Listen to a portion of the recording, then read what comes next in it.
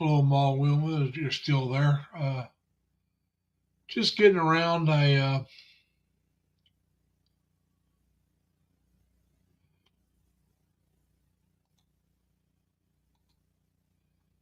guess I already have that up. So we're just trying to get things done. I hope you're doing well. If you're still there, say hi. If not, I'll just wait for people to show up and start talking.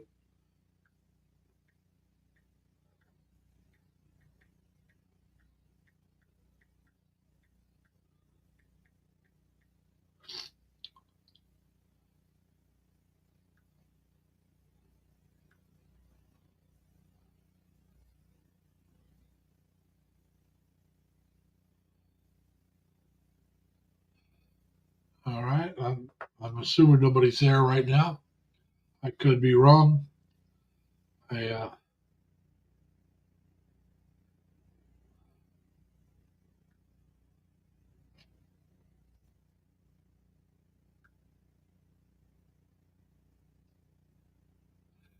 Hey Des, how you doing?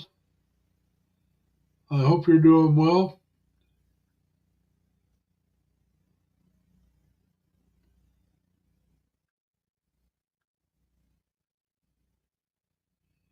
I just wanted to make sure everybody's here. Uh, Getting things set up. I hope you're having a good Sunday. I It's Saturday night here. Hey Jerry, you want to come up? Come on up. Gracious Grace, hello. Welcome back. I Just waiting. Now I'll go ahead and say this now, and I'll say it again later. I think next weekend I'm going to do it one day later than this week. So wherever you're at, instead of being this time, that next weekend will be a day later. So here in the States, instead of being Saturday, it'll be Sunday. And in the Philippines, instead of being Sunday, it'll be Monday. Uh, I'm going to go up and visit my sister. Some of you know that she's not been feeling well. Hey, Jerry, give me a minute. I don't have my earplugs in. Right. And, whoops. So just give me a minute. Right. Got it. So how you doing, Jerry? Okay, it's nice and warm. Hey, is my audio good? Because I'm using my Xiaomi phone instead of my Galaxy Samsung. Yeah, it's good for me. I mean, I turned off the. I'm just using the StreamYard. I closed out the YouTube. yeah, that's the way to do it. That way there's no Normally, echo. yeah, before the Samsung would just automatically, I guess, default, would just close. But I just close. This one didn't close. I just Okay. closed it out. How's your sister doing? Well, I see. I think Did I tell you last week that she had pneumonia and COVID both? Yeah. She had to go back into. Yeah, I think I did. Well, anyway, she's better now. She's still in the hospital, but she's no longer in ICU. She happens to be in a private room and getting some physical therapy. My brother-in-law was telling me that he's thinking that they'll send her back to the nursing home or the rehabilitation home. I think it's both. The first of this coming week, Monday or Tuesday. He's thinking that's when it's going to happen, but we'll find out. So I don't want to go up every week and be a pain. So besides, she needs she's worn out a lot with all the stuff that's going on. So I'm gonna go up next week. I didn't go up this week. Yeah, I'll that's the go only up. thing that sucks about getting old. Gotta worry about health and not falling down and Yeah. different. Well, our mother was in a lot better shape at 81 than my sister. Okay. Uh, My mom didn't start slowing down until she hit about 90 or better. That's the same thing with her dad and her granddad. Now, her older brother, who lived to be about 92 or so, he didn't slow down until the last couple of months of his life. And that's only because he got sick. That's when he got sick. At a month or two before he had to go in the hospital, his wife could be sitting on the floor. He could just reach down with one hand and pull her up off the floor with one hand. That's how good a shape he was in at 92, 93 Uh-huh. years old. She had an uncle on her mom's side that used a cane to get around. Now, he lived to be about 97, 98, somewhere in there. Hey, Ian. And, but I mean, he used a cane, but his nerves, I mean, if he was standing there, he could put that cane on one finger and have it standing straight up and it would not move. He could just balance it that easy. Damn. Now, 2 years before he died, now this is my Uncle Orange. This is my mom's brother. Like I said, they were Native American. He got a wild hair up his backside and decided that it was time to go back home to die. Didn't tell anybody he was going. He hitchhiked from Terre Haute, Indiana, to down to Philiphaugh, West Virginia, which is the area they were from. There's a Indian or native, whatever you want to call it, reservation right outside of there. That's where my grandmother and all my Uncle Price's, that's where they were from. That's my grandmother's maiden name was Price. So all my relatives, that was her brothers and sisters. Well, brothers at least. And there was some sisters as well, but their last names were different. But anyway, that's where all the Prices came from. And so he went back, and nobody knew where he went. And it didn't strike anybody as strange at first. I'm talking about the generation his generation and the kids of like my mom's generation didn't strike them as strange at all because that's the way my Uncle Orange was. He'd decide to go somewhere, he'd be gone for a while, then he'd come back in a few months or so, and everything would be cool. And how they found out where he went was after he passed away, they contacted his daughter. In other words, one of my cousins. See, my Uncle Orange, I believe, was my mom's great uncle, I think. Not her uncle. I think it was her great uncle, which would have made him my great great uncle. But I could be wrong. Could have been her uncle, my great uncle. But they the nursing home or wherever he checked himself into. I think it was a nursing home. Anyway, they contacted his daughter and to let her know that her dad had passed away, and she never, that's how we found out where he was at. And then some of the family decided they wanted to go down and visit relatives down there.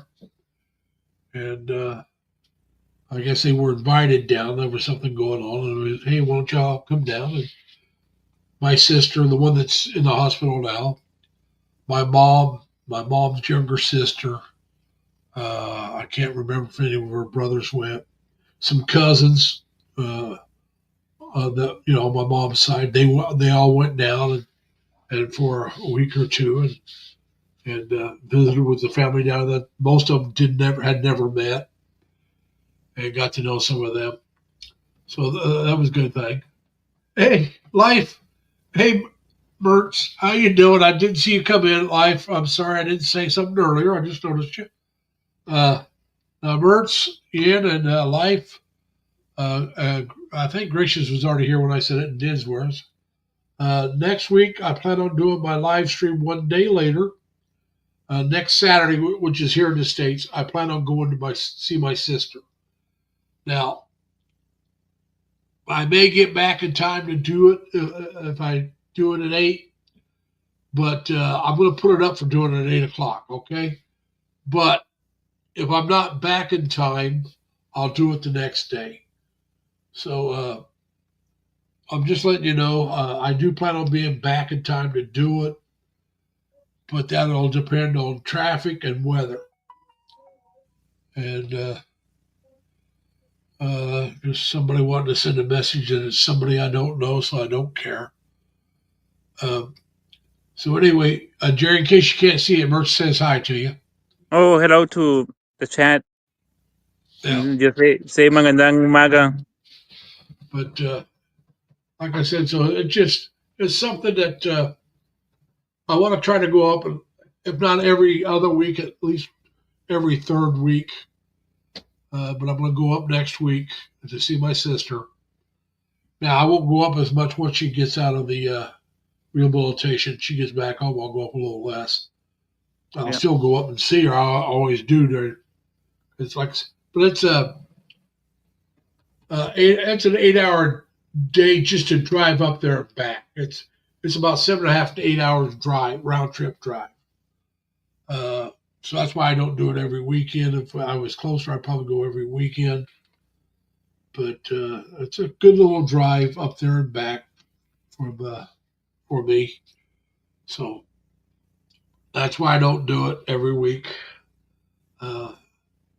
Plus, she's still in rough shape. She still needs a lot of rest, and so I don't want to disturb her too much. Now I called my brother-in-law. Thank you, Bertz. I appreciate that. But yeah, I called my brother like I called him yesterday to see how things was going. And that's when he told me, that they think she may be able to go back to the rehabilitation center Monday or Tuesday, this Monday or Tuesday. I already knew she was out of intensive care because the last time I called, that had happened. But they weren't sure much longer she had to stay in the hospital. But they put her on a ventilator. I think I told you that, guys, last week too.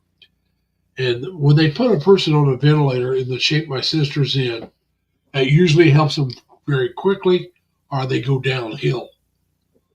And my sister responded positive, so it's a very quick help with her health. Within a couple of days, if not less. They were saying normally you would know within 72 hours if it was working or not. So in other words, if she wasn't better in 72 hours, the odds were she wasn't going to get better and probably wouldn't make it much longer. And within 48 hours or less, she had improved greatly. When I went up to see her, she was in better health than what she was a day before, but she was still on the ventilator, still a little groggy. So that that made a difference. So that made me happy. Like I said, I just buried my mother. I really don't want to be burying one of my sisters. No, it's not the time yet. No, like I said, I've already buried both my brothers, my father, and now my mother. So we're hoping that nobody else passes between now and the time I leave. I got a bunch of papers there sitting on my bed. I'm going to have to do my taxes. I don't know if you've done yours yet, Jerry, or not, but I haven't. Did mine at the last week of January. Yeah, I used to until last year. I've always did it at the very 1st of February. Yeah. Or the latest would be 1st of March. The last year and this year, it's like, here it is April, and I haven't done it yet. And it's almost, due. But so I'll have to do that, see how much money that sets me back. Yeah. Usually I get some back from the state, and the federal, and I have to pay the state. Usually what I get back from the federal will more than make up for what I got to pay the state. But, you can't, just because that's the way it's been doesn't mean that's the way it's going to be. Yeah. And so I got to do that and then pay that bill. Or hopefully that's it, just one. And I still have to pay for my trip to Terre Haute and back. I haven't paid for that yet. But I don't know if I told you guys last week or not. I was going to pay the bill, the credit card. And the credit card bill is more than double what I pay for rent. Okay. But I have the money. That's not the complaint. But I had a bill on there that I'm not sure if I'm supposed to pay, if it's what I think it is, if I'm supposed to pay under the VA. Because with all these changes, I may be the one paying for it because my sleep apnea is not service related. They've been covering it, but with the changes, they may not no longer cover anything that's not service related. So I got to call the VA and find out what's going on. First, I'm going to call the number that shows on the bill to see if it's what I think it is. If it's what I think it is, then it's one of the two things. Either the VA's changed their policy on the guys charging the wrong people, or he's trying to double dip. If it's not what I think it is, then somebody's trying to just flat out rip me off. And it's about $300. So that's too much money just to say, well, pay it. $33, yeah, I pay it. I'm not going to argue about $3, but 300, yeah. I want to find out what's going on. I have a feeling it's the first case that because my sleep apnea is not service related, I'll probably now be responsible for all my medical equipment for that. And if that's what it is, I got enough it's fairly reasonable price for all I got. So we'll find out. So then as soon as I know that, I'll pay the bill. One way or the other. We'll get that taken care of. And then, find out what I pay on the taxes. The taxes is going to be paid as soon as I'm thinking about doing them tonight. Finally got I had some out in my car. I finally brought it in and I got everything right here. Some of it's from last year, so I got to sort through which one I actually need and what's from last year and put that aside, and I'll get my taxes done. Either tonight or tomorrow, and I'll have them paid.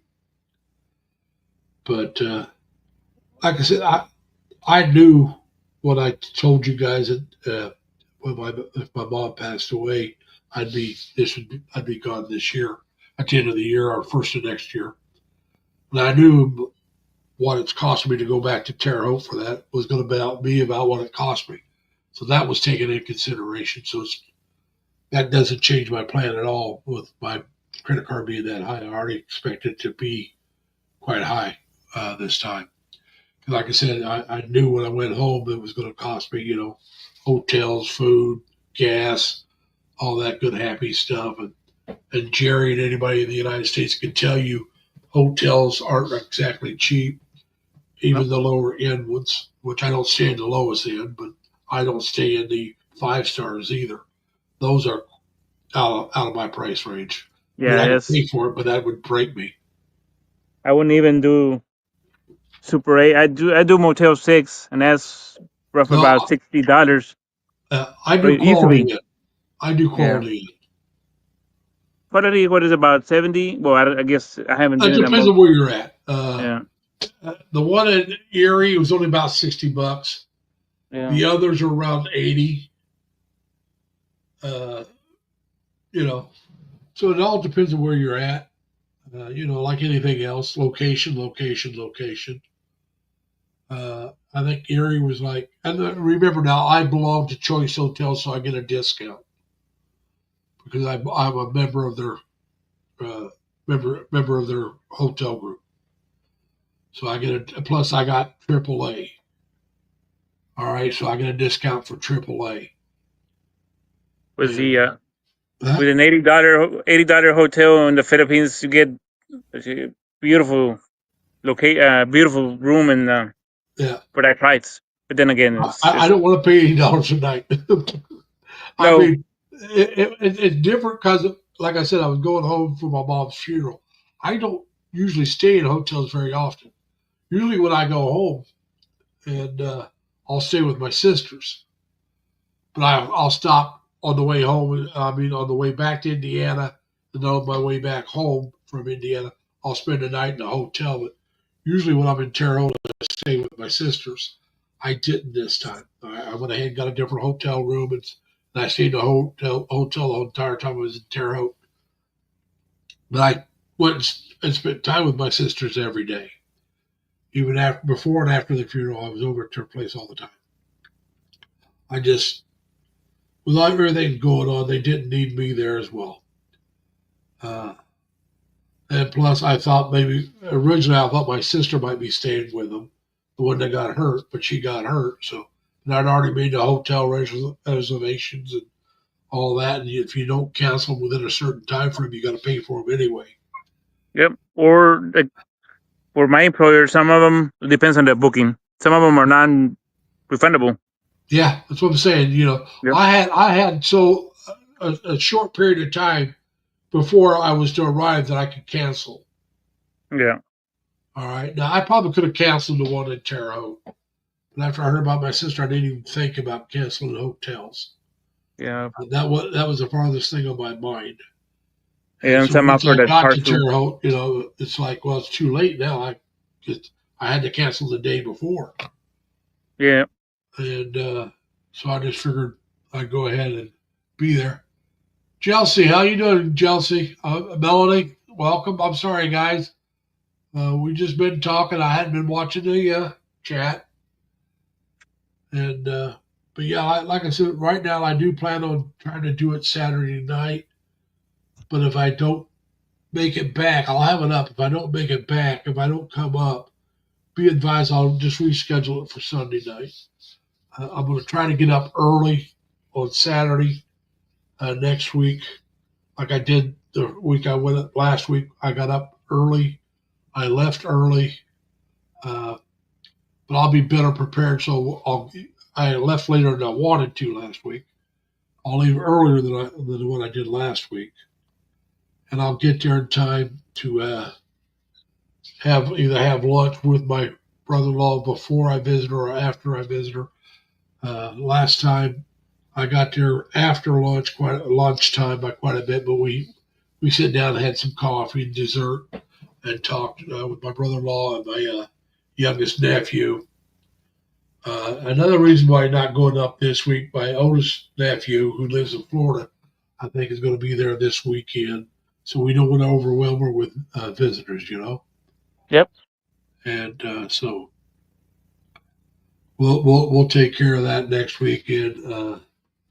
I don't know how long he's planning on staying, but even if he's there still next weekend, I'm going to go up because I'm just going to be there that day that boogie back down home. Don't plan on staying. I wouldn't stay with my brother-in-law anyway. He's got his nephew, his son, his youngest son staying with him, helping him out. And then if the oldest nephew's there, he'll be staying there. And either that or he'll stay with his in-laws who live very close to my sister and brother-in-law. But he'll probably stay with his dad. But so that's what's going on right now. Like I said, I do plan on going up there next week. But Jerry, what's going on, man? Let's get on to something a little more, how shall we say this, less heavy, a little less depressing. Tux got married or I guess yesterday in the Philippines, or Who did? today. Yeah, Tux. Okay. That's cool. December 12th. Congratulations to Tux. Yeah, Dan was over there. I don't know if I think he went to the wedding. I know he was Dan there. might have. I noticed that Dan was, and Tux were going to do a live or something. I haven't seen it. See, a lot of Dan's is probably when you're up. So Yeah, well, the Friday one is when I'm up, but except now it's 5 a.m. But when we fall back, it's 4 a.m.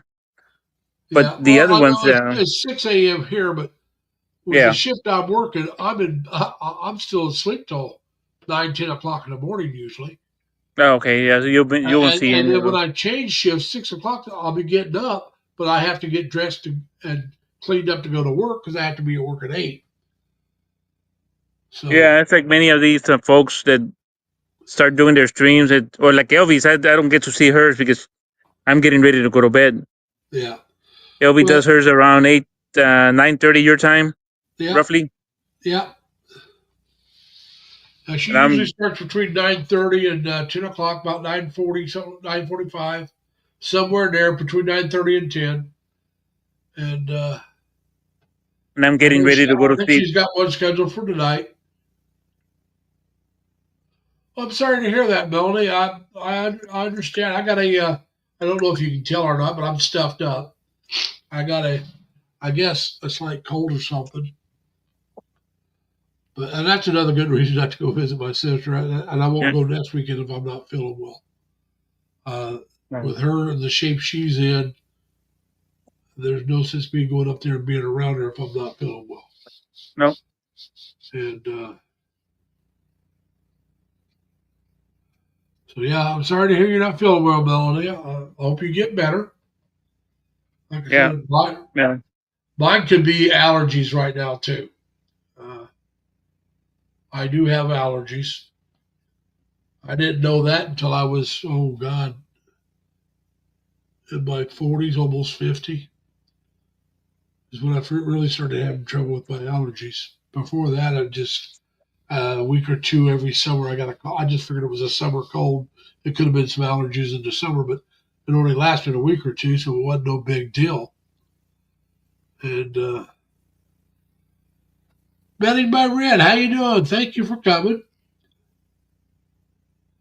We got two Melodies here. I didn't realize the second one. How you doing, Melody? Oh no, it's Melinda. Excuse me, Melinda. You did right after Melody, and I was thinking Melody was Melinda. Sorry about that. I hope you're well, Melinda, and you too, Betty. I know Melody's not feeling too well, but hopefully it's not too serious. Like I said, I got a stuffed up nose. I don't know if it's actually, I haven't been sneezing or anything, so it could just be, it's either just a cold or I got some allergy problems. So we'll find out, or eventually we'll know. Yeah. Hey, guys, you can do it that way if you want, live. Or you can do it like I'm going to show you with my Ninja channel. You can also do it this way. Just type in 3 L's, small L's or capital L's, doesn't matter. And my Nightbot, if it's working like he should be, there he is. It'll put it up. It'll put up a link for your channel. People, don't join this channel. This is just my Ninja channel. It's got 2 or 3 videos. That's it. And I probably will never put another one up. It's just a Ninja channel I created a long time ago when Sir Leonard Lund passed away. And I created that so I could show an empty chair showing that we did a tribute live stream to Leonard. Because Leonard used to be a regular channel panelist for me all the time. I really loved talking to Leonard. Yeah, Leonard from Houston. Was from Houston. What's that? He lived in Houston. Yeah. Not sure if he was native, but he was. I don't think he was native Houston. I don't think he was. He just was there towards the end of his life. Yeah, he was planning on he was planning on going to the Philippines. Already had a girl that he was interested in. He was going to be meeting up with, and all that. And his name online, a lot of times you'd see Not So Slim. If you ever see Not So Slim, that could have been Leonard's. But yeah, Not So Slim was one of his channels. Excuse me, or one of his names. And yeah, I was. You didn't have to join. You did not have. I didn't put that up for people to join. I'm sorry, Chelsea. That is just a Ninja channel. So that's really all that is. It's not a channel I'm trying to grow at all. Matter of fact, this one, if it grows, it grows. My own channel, if it grows, it grows. If it doesn't, I'm not going to cry about it.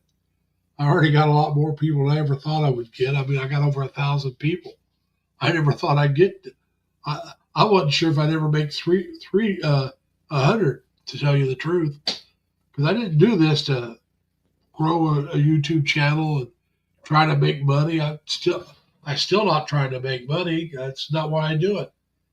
I started it to see if it was something I might enjoy, to give me something to do once I finally do retire.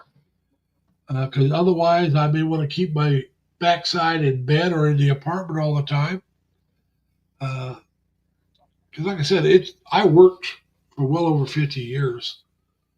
I've been working off and on for about 56 years. My first job, I was 15. I'm not talking about paper routes. I was younger than that if we go paper routes.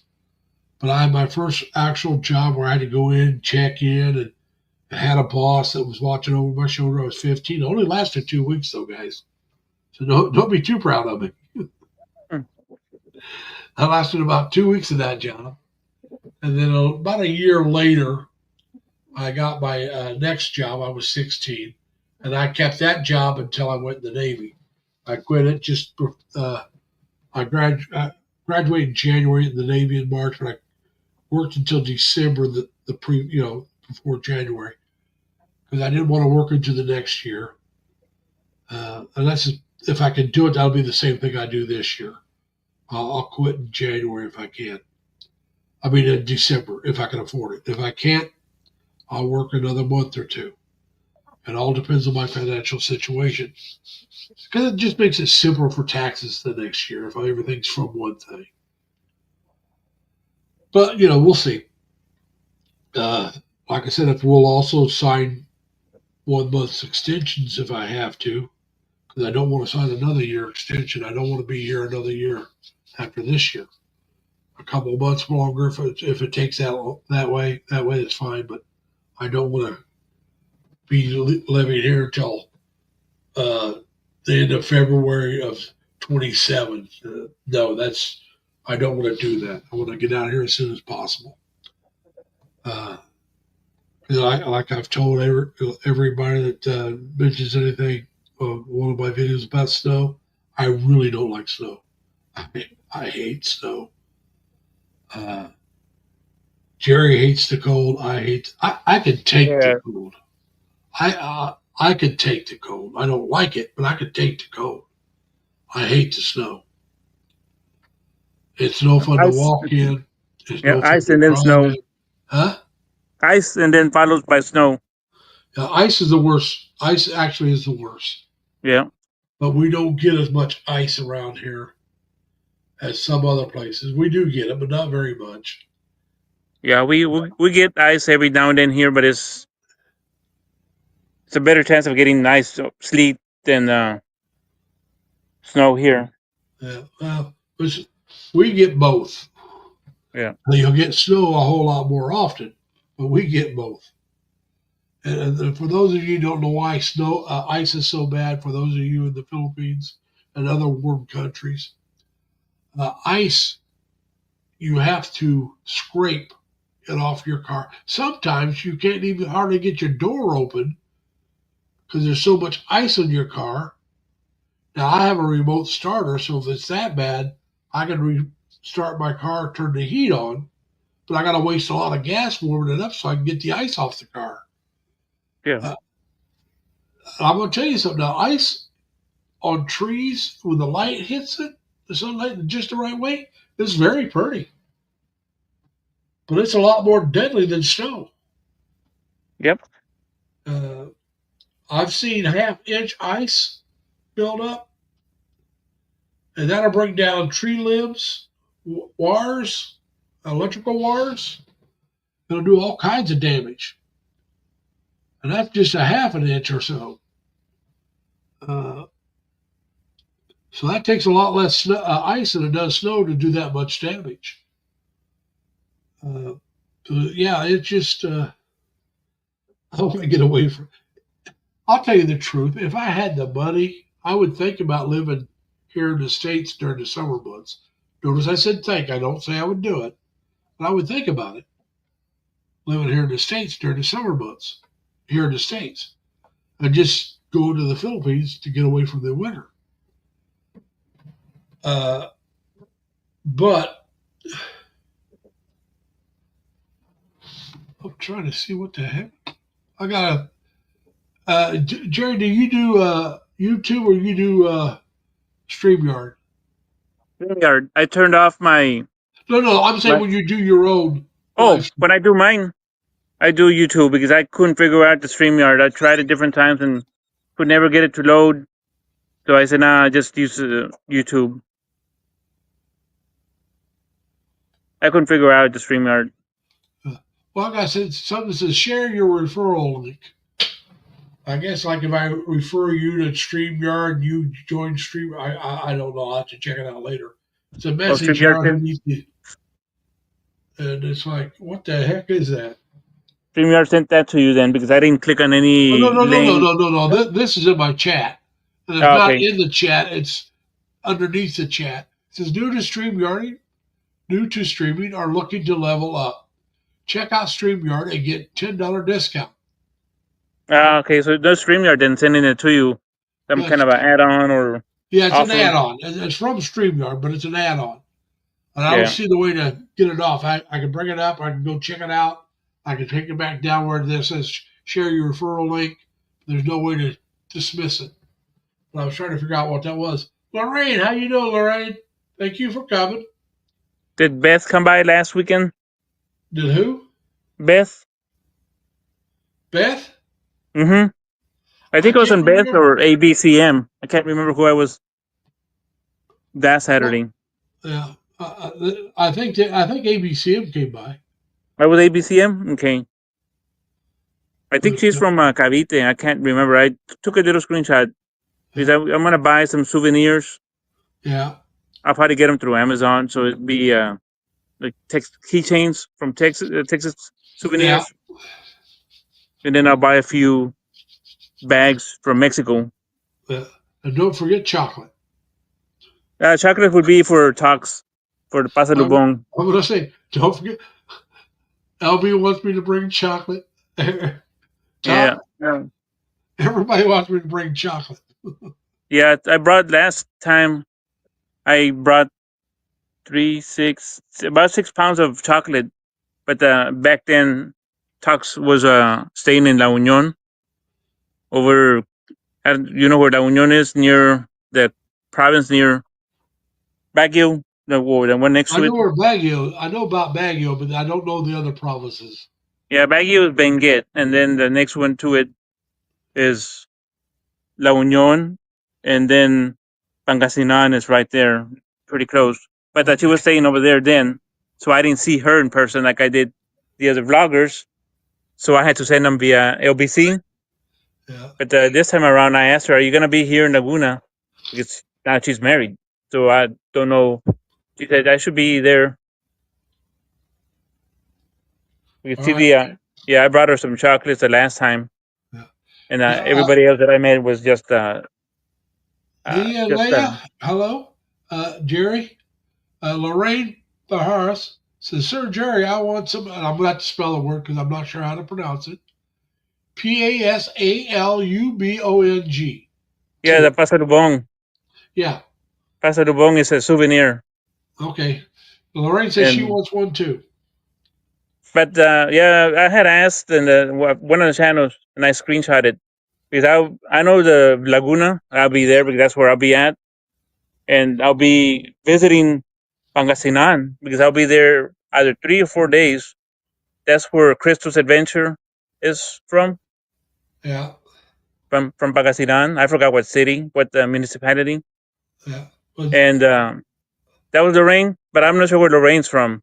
I don't know if she's Metro Manila or Lorraine, where are you from?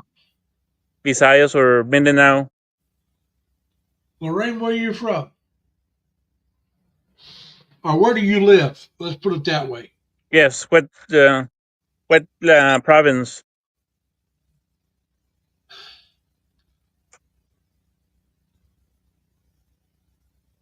In the summertime, I'll start buying the gifts. Yeah. Well, like I said, right. Quezon province, sir. Yeah, my close. Huh? What province? Quezon. I mean. Quezon. Yeah, that's in Calabarzon, so that's just south of Laguna. a family that I know via Facebook. They used to live in Marikina City, Yeah. but after COVID and all that stuff, basically they had to go back to. They now live in Quezon Yeah. She says it's very province. far. Well, it's far from. It's kind of distant from Laguna, but it's further away. If you're in Manila, and yeah, I know a family that lives there, that now lives there. I met them. I met the wife and her offspring in 2019 when they lived in Marikina, which is one of the cities there in Metro Manila. And we got a new person here, Lexer TV Vlogs from Germany. Hello, Lexer. Thank you for coming. We're a eclectic group. Most of us are from the United States or the Philippines, but there are people from other parts of the world, and you're more than welcome. If you have, I know you have a channel because I checked it out. So all you got to do, Alexa, if you want to drop a link, just type in LLL. Nothing else, just 3 L's. And my Nightbot will drop your link for you, and I'll tell people how many followers you have and stuff. So you're more than willing. You're more than welcome to share your link if you like. So now, Jerry, when are you going? December, December? they after Black Friday, the day after Black Friday is when I'm leaving. Well, the Black Friday happens to be in November. Yeah, it's November 29th. Okay. But I arrive in the I thought you Philippines said December 1st. December. No, No, no, I November. do. Okay. I How do long are you because going to be there? I arrive in the Philippines December the 1st. No, but how long are you going to be there? How long are you staying? Almost 4 weeks. So I'm leaving December 27th. Okay, so you'll be gone before I get there. Oh yeah. Before you probably, if you're there in January, no, probably not. I was gonna say you got. Right now, my plan is to go in either February or March. Okay, so you'll be there after Sinulog. Yeah, Sinulog. Yeah, I'm going to go Yeah, after the Sinulog. Yeah, that's the because that's when third. it's really hard to find a place to stay, and it'd be a It's great Cebu. time to be there, but not to arrive there. No. And plus, like I said, I have to pay my rent for this apartment through the end of February. Okay. So the apartment, even if I leave in December, I'd still have to pay January and February. So even if I quit in December, I'll still stay here at least January, and take that month to go see family and stuff before I leave. If I need to work another month, then I'll do that, and then I'll take February to do that. If I have to work February, then I'll take March to do that. I'll know before I buy my ticket, a couple of months before I have to buy the ticket, how my money's shaping up, because I want a certain amount of money in the bank. I'll take some money with me, but actually, I'll take some pesos with me, so I don't have to exchange money there when I first get there. I'll see if I can do that. I'll check with the bank. Like if I buy the peso, do they keep it in stock for me, or do I get it that when it arrives? I'll figure out.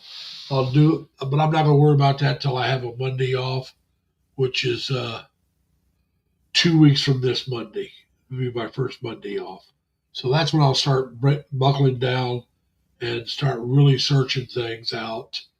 Right now, I'm doing some other stuff, trying to get some stuff set up. So when I do buckle down a little bit, I'll have the. Well, I don't know if you ever watched the Filipino Info channel with Steve. He always recommended getting a whiteboard and writing down the steps that you need to take. So I'll be doing that this week or next week, and I'll start writing down what I got to do and what I need to research. Now I've seen a lot of this stuff, but I never went into detail on it, like the virtual mailbox. I never went into detail on how to get one, how to pick one, and Okay. that kind of stuff. I already know that, hey, about the banks, but I haven't. I'm leaning towards credit union, USAA, which is a federal credit union for the military.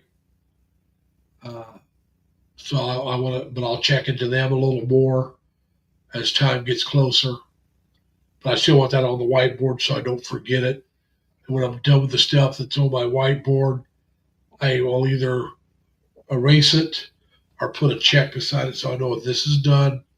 This is what, just kind of get the steps so I can get everything lined up. And, Yeah, you need an itinerary. yeah, the whiteboard will be my itinerary of what I got to take care of before I go.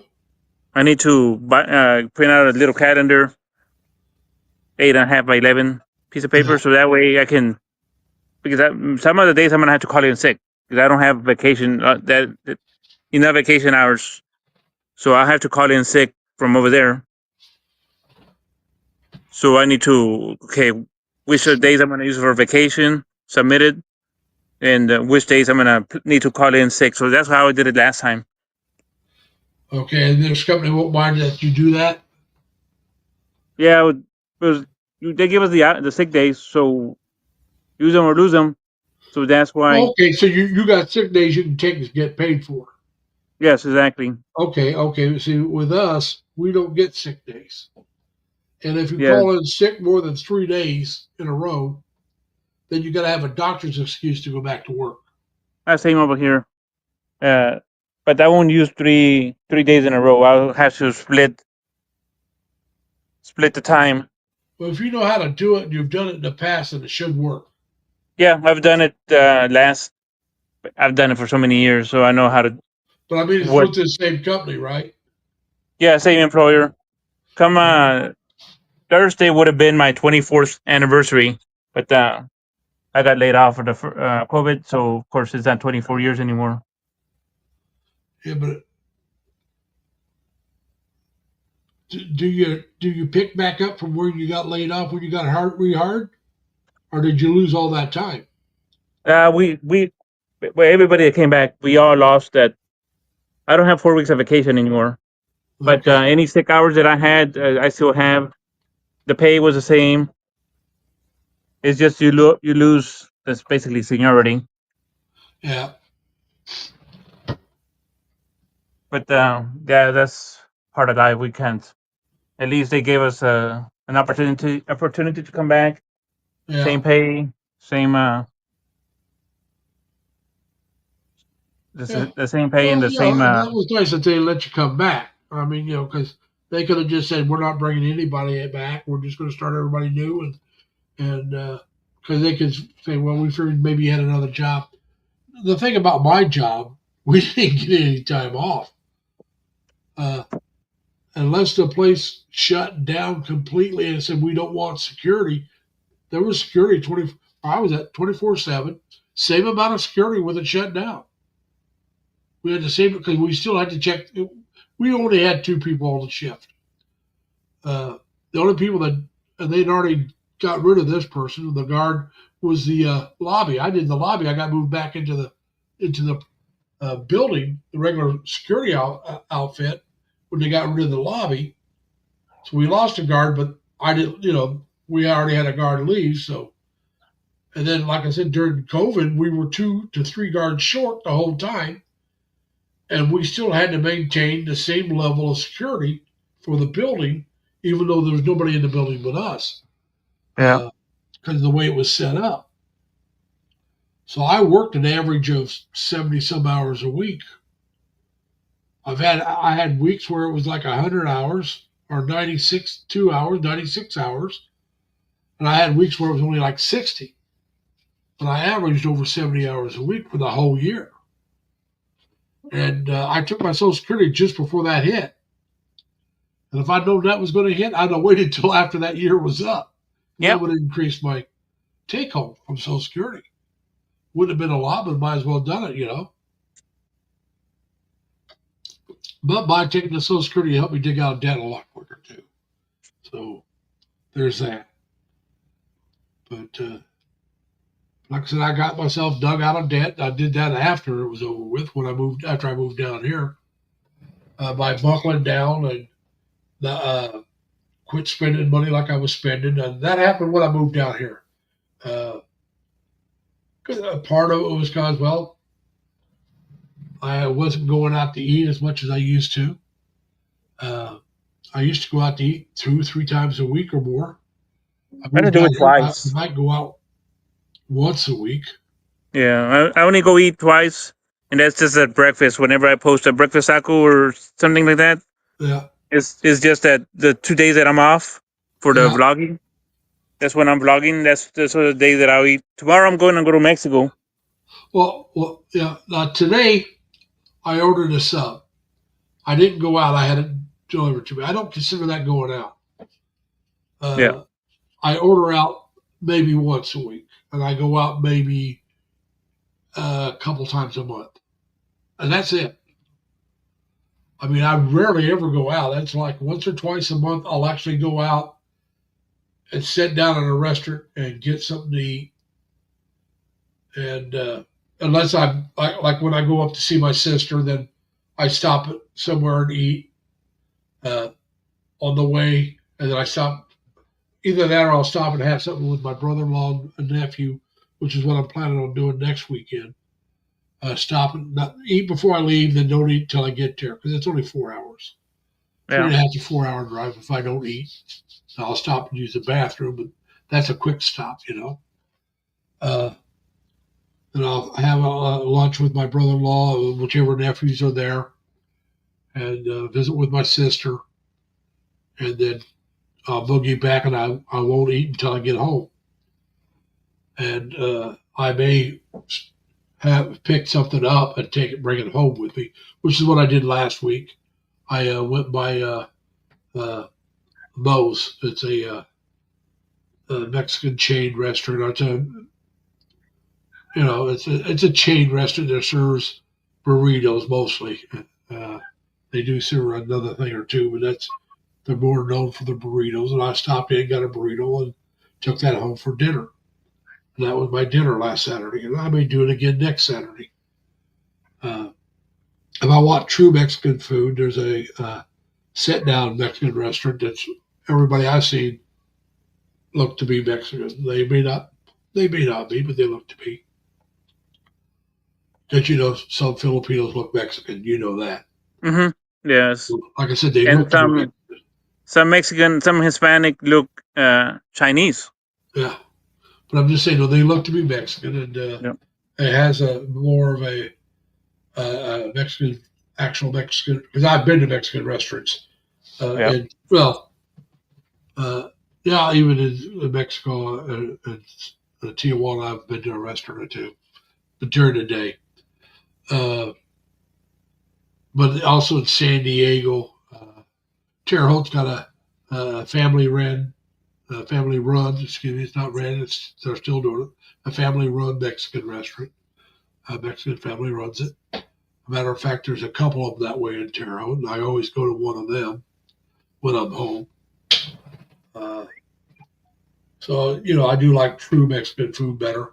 Hey, Crazy Kid, how you doing, man? I just saw you. I'm sorry if you've been there for a little bit. Just kind of rambling on with Jerry, and he's going to go to the Philippines at the end of November. And just to let you know, I got a cousin, whose birthday is November 29th. And my youngest brother's birthday was November 29th, the day you're leaving. Yeah. My older brother was November 25th. And we always celebrated their birthdays on the 27th. celebrated them together. But yeah, like I said, my cousin George, his youngest son, he's got 2 sons and a daughter, and there's like almost 18 years difference between the oldest and the youngest. And they've only got 3 kids. He wasn't expecting to have John. And John happened to be born on my younger brother's birthday. Now, Gary was still alive when John was born. And so, yeah, like I said, that was kind of a nice thing. I have a cousin. Her starts with Z. Don't ask me. I'm not going to try to pronounce her name. But she's a third cousin. First cousin's 3 times removed, I think. Her grandmother, her great grandmother is my first cousin. Her grandmother is my second cousin. And her mom is, first cousin was removed. However it works. Yeah. Anyway, her youngest daughter, Lena's youngest daughter, the cousin I'm talking about, was born on my birthday. So I call her my birthday twin. Even though we're about almost 60 years apart. Wow. Not quite. Well, good number of years apart. But I always enjoy visiting with them when I go home. I don't get to see them very much. But they were, I got to see them at the funeral. The last time before that, I got to see them at a family reunion. Time before that, at my cousin's. My cousin had a get together. My cousin George, and they were there at that.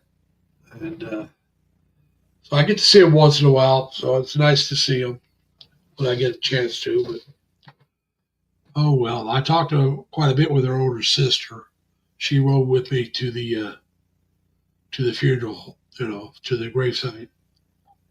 She rode with me to the gravesite, and then she rode with me from there to the church for the dinner for the family. The church put a dinner on for the family, and so we went to that. But yeah, that was only about 15 or 16, so she's about 50, 55 years younger. I mean, she's the older one. And the other one, like I said, the other one's almost 60 years younger. But we talked quite a bit. And she's not sure what she wants to do in life. But I told her if she has a boyfriend, he treats her wrong, to kick that dude to the curb. Mm-hmm. Don't ever let somebody. I always tell all my relatives, females and female friends, if somebody treats you like dirt, get rid of them. I don't care if it's a man or a woman. If they treat you wrong, get rid of them. Get somebody else. Yeah. Get somebody who's going to treat you right and respect you. And she's a very nice looking young girl, very intelligent. So she deserves somebody to treat her right. Crazy Kid, I just read this. Sorry, Crazy, I just saw it. He says, my goddaughter's birthday is November 29th. So you picked a good day to travel there, buddy. Yeah, for me, it's just that to arrive on the 1st, because it's basically a 2-day, takes 2 days to get there. Well, I plan on, it'll be 2 days. It will be. But what I plan on doing, if I can do it, is to fly from here in New York State, probably to California, which is like going to be a 4 or 5 hour flight, and then spend the night there. And then if I can, get a nonstop flight to Cebu, which would be making about 16 hours. So still over 20 hours flight, but I'll break it up with a break, with a stopover in LA if I can do it. If not, then I'll have to figure something else out. Maybe fly halfway and stop over and spend the night somewhere else just to take a break. The 16 hours I can do. I did almost that long going to China when I went to China in 99.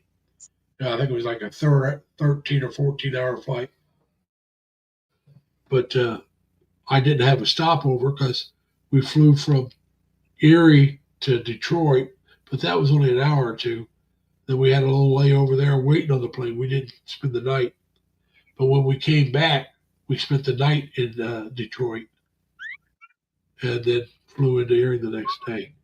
But that wasn't planned. That just happened because they messed up. So we got a free night in Detroit. The airline had to pay for it because it was their fault that we missed our plane. And they couldn't get us on another flight to the next day.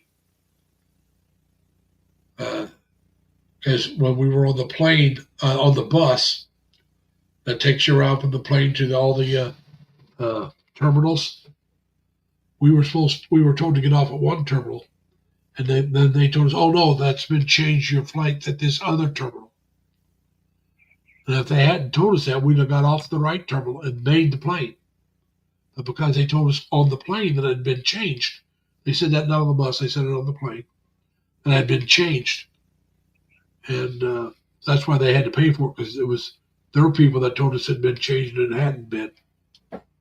Was airline error? We got a free night. I'd rather been. I think we both would have rather been home, but yeah, we got a free night out of it, and a dinner and a breakfast, and all that good happy stuff. I mean, they did. They paid for the food. They paid for the hotel room. They took us there. They picked us up, brought us back for the plane ride the next day, and I was traveling with a friend who was female, but we are not a couple. We're just friends. Yeah. So they gave us two separate rooms because, like I said, we're not a couple. And it wouldn't be right for them to say, "Oh, well, you got to share a room." No, we're not married. We're not a couple. She's a married woman, a friend of mine. How would that look? Mm-hmm. So we made them pay for two rooms, and we both got free dinner and free breakfast. And actually, I'll tell you the truth, she made them do it because they weren't going to give us anything. But she's a pit dog, and because they messed us over, man, she got on them, and she stayed on them until they made it right. And this is back before I got my CPAP, so that would have been. It was rough as it was because I did not recover from the trip to China until I got my CPAP. Right. The jet lag just wouldn't go away. Oh, that jet lag's horrible. Ugh. Well, like I said, when I went in and got tested for my sleep apnea, I was stopped breathing 129 times an hour for 10 to 15 seconds each time. And so I had a severe case. Now, part of that could have been jet lag, but I was having a lot of problems. And so that was I want to say that was in December, might have been November when no, it was December when they tested me. And so I went and got tested. That's what the results were. They had me go back in. Maybe that was in December. The second time I went back in, because they had to figure out what air pressure to have on the machine. I think that was in December. I think I went in before and got tested. And then, so I went back in. They tested me, and I had to be at a 16 air pressure. And then I got my machine like in January or February. I want to say January. But I had to go through 3 different steps to get it. First to be tested, then to check out how high the pressure has to be, and then to be, go in and actually get the machine and the equipment. And that's when I still had preferred care healthcare, and it didn't cost me a dime for any of that. Preferred healthcare took care of all of it. Yeah. And so I've been using a CPAP now, like I said, over 25 years. It'll be 26 years come this January. And a lot of people that have sleep apnea do end up being diabetic. I don't know if that's the cause or just or if it's just a Side effect. interesting. Yeah, side effect or what it is, I really don't know. But yeah, I had a really low um, uh, D, vitamin D level, which is what you get from sunshine. I was taking 50,000 milligrams a week for a very long time. Now I take 5,000 a day, and I do that on my own because I can't really get out there and get the sun because of my chances of skin cancer. So, like when I go to the Philippines, I will be covered up like a Filipino. Yeah. They walk around with long sleeves and all that good happy stuff. That will be me. I will probably not have a short sleeve shirt. I'll have all these shirts that are long sleeve that are UPF, which is SPF 50, which blocks the sun. If I have any short sleeve shirts, that'll be for wearing at night after the sun goes down. I want to go out. I have gloves that I wear a lot when I'm driving because my hands. I've shown you the hands before. Yeah. Those are spots, scars from being treated for precancer. So I'm not taking any chances on it. I will probably buy a different cowboy hat. Probably won't be a cowboy hat. I'll probably be one of those with a thing that protects your neck. I'll probably get one of those when I go. The wide brims is the thing to protect your neck and your ears. Who knows? I might even get one of those scarves you can wear that cover up here. But I guarantee if I get a bike, I'll be wearing a helmet. That will be a non-negotiable. I don't like helmets, but I got to protect. Like I said, I got to protect my skin now. Yep. Because because I used to ride bikes back in the 80s. I had a motorcycle wreck, cut my chest from here to about here, and I almost never wore a helmet. I wasn't wearing a helmet that day I wrecked. The only time I wore helmets is when I was riding and it was cold. I'd wear a helmet to protect myself from the cold. Yeah. I'd start riding in March and wouldn't quit till November. And I had 9 months riding and 3 months storage. So the March I'd start, I wouldn't have to be as warm in March as I had to be in November. Because after the bike been up all winter, I was ready to ride it. So it could be 30 in the morning. If it was going to be anywhere near 50 in the afternoon, I'd take the bike to work and ride home. I would enjoy the ride. But in November, I rarely rode it to work. But if it was off and it was in the 50s or 60s, I'd be on my bike riding. But like I said, I quit on the cold a whole lot quicker in the winter. I mean, in the fall than I did in the spring. And so, yeah, I rode that bike for a long time. I think I told you guys before that. No, I just thought it was crazy. No, crazy. I haven't set a date yet. I have a date in mind, but that's still in flux.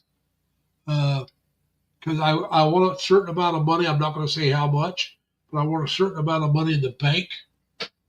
Let me put it to you this way. I want enough in the bank after I pay for my flight over and pay for the first month. I want enough money in the bank that I can last 3 months if I don't get a check. And that's actually going to be my emergency fund because I don't plan on not having a check. And then if I don't get a check, I can build it back up because I'll eventually get the money. But what happens if I have to move somewhere else and all that? And the reason why I say besides the first month, I'm going to want double my expense for the first month because I want to rent a place as quickly as I can. But if you watch the videos, a lot of these places want the first and last month, and sometimes first and 2 months. So you may have to pay for 3 months rent at one time. One may be considered a deposit, and then the other one's the last month plus your first month. Sometimes you can get away with just 2. month's payment, but you got to make sure for 3. And then I'm not taking household supplies with me. So when I get over there, I'm going to try to rent a furnished apartment, but what they call furnished may not be furnished to my liking. It may not have everything I want. So I'll have to buy some stuff to make sure I'm comfortable in that apartment. The only thing I'm thinking about buying before I go, if I can find it, Jerry may know how to do this. I want to buy a computer that's going to be compatible with the electrical system in the Philippines. Yeah. Oh, if you buy something here, you just need the that little thing that you plug into the outlet that converts it from 120 to 220. Yeah, that's what I said. I'm going to have to get probably 2 of those because I'm not going to buy a new CPAP. Yeah, they're not expensive. As long as I can. Yeah. Because I'm sure I'll guarantee you once I get over there, I'm going to have to supply all my own medical equipment because my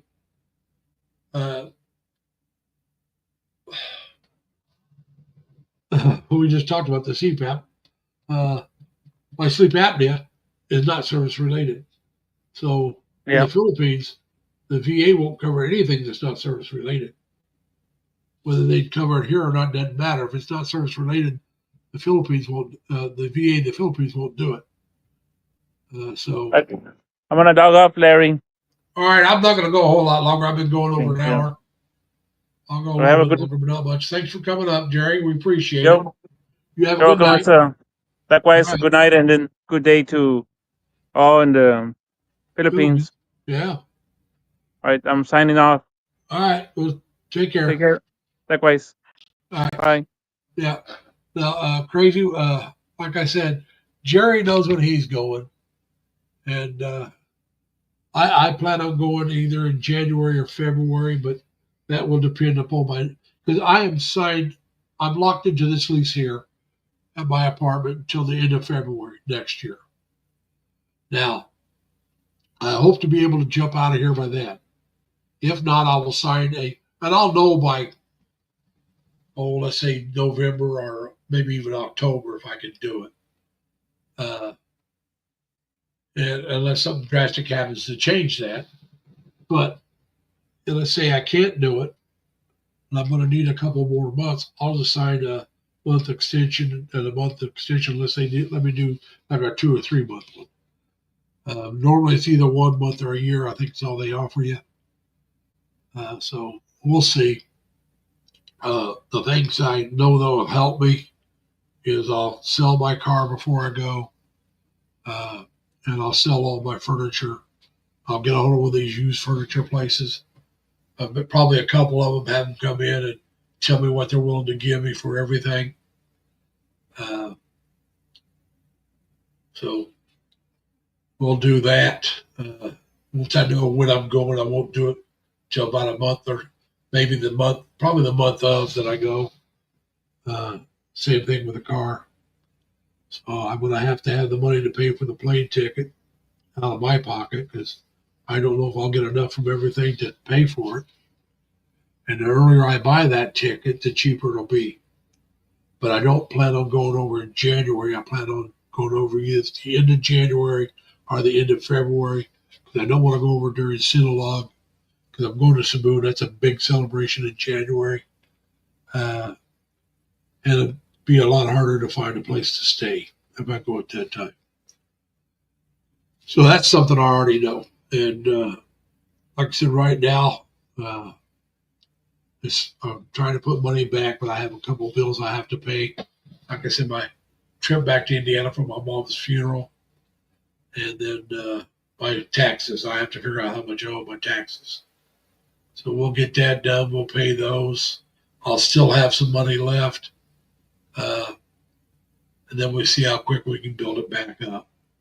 Because between these things that's going on here, that will cut my savings down by quite a bit. But that's all right. I knew it was I didn't know when my mom was going to pass, but I already knew that was going to be expensive. And so far every year I have to pay the state tax, the state some tax money. I usually get money back from the federal, which is usually more than I owe the state, but you can't guarantee that. So we'll see what we owe. I already know what I owe in the bill. I'm just trying. Well, I suspect I know what I owe. We'll find out for sure. But I know what I owe for my trip back from my mom's funeral. I already know that. But it's the rest of the credit card bill.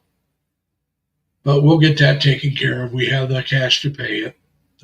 Had the cash the last few months to pay every bill that comes in full. Don't carry anything over to the next month. And I'm still building up savings. So we'll continue doing that for as much as we can. I got to check. Like I said, I'm going to get a chalkboard, or a whiteboard they call it. Not a chalkboard, a whiteboard. And I'll get a eraser marker. I think I may even have some on their highlighters. I'm not sure. I'll have to look. But I'll start writing down things I got to do before I go. And then I'll check them off when I'm done. I'm probably just going to get a small whiteboard. And hey, Chad, how you doing, man? Thanks for coming. I don't know how much longer I'm going to be going. I've already been going, over an hour and 15 minutes. And, yeah, like I said, hey, Minnie, how you doing, Minnie? Minnie Keeps us here. So thank you for coming. But so that's something we got to figure out. Like I said, I'll get the whiteboard, which is what Steve, from what used to be known as the Filipino Info Channel. I'll start writing stuff down. I'm doing good. I either got some allergy problems or I got a slight cold. My nose is plugged up a little bit, so we'll find out. But so I'll start writing stuff down, like the virtual mailbox. Like I said, I'm planning on getting USAA, Federal Credit Union, for one of my bank accounts to take money overseas. My understanding, it's easier to deal with them when you're overseas than some of the others. They're used to dealing with expats. So I'll check with them, and later on. That won't be till later in the year. I also got to check and see how easy it'll be to split my money, my Social Security. What I want to do is split most of the money into the USAA. That will be my monthly. ASAT Smooching, that will be my monthly plan for budget. For spending budget. And then the other money will be my savings budget, which I'll keep in the bank that it's going into now, if I can do that. And so I'll have two different bank accounts. One that'll be for emergency. That'll be the savings one. Don't want to use it unless I have to. And then there'll be the one that will be my living expenses. And I'll have 2 or 3 months worth of money in there. And like I said, I'll take over enough money to set myself up the first month.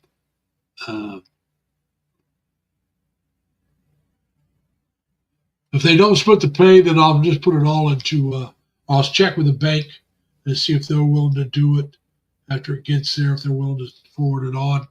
If not, it'll just all go into the USAA. And I'll have the USAA put so much into a savings probably, and I'll have the rest into the my spending thing. Like I said, that's things I got to check into, Tim. Thank you for letting me know that they don't do it or they used not to do it. But I will check with them themselves to see how much of a hassle it'll be to change. And I'll check with the bank that it's going into right now to see what I can do through them. Like I said, this is information I got to find out. This is stuff I got to check into. That's why I'm going to get the whiteboard and write down what I got to do and either erase it or mark it off. Depends on how much I decide I got to check into and all I have to do. and I will let you guys know how things are going once I get started. Like I said, I got to figure out who the virtual mailbox, what I'm going to do with that.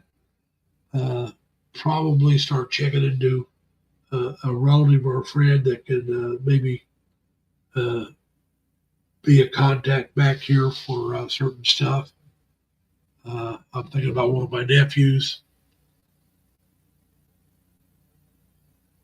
Well, it's going to be an American bank account, Tim, but it'll be like a federal credit union, the USAA.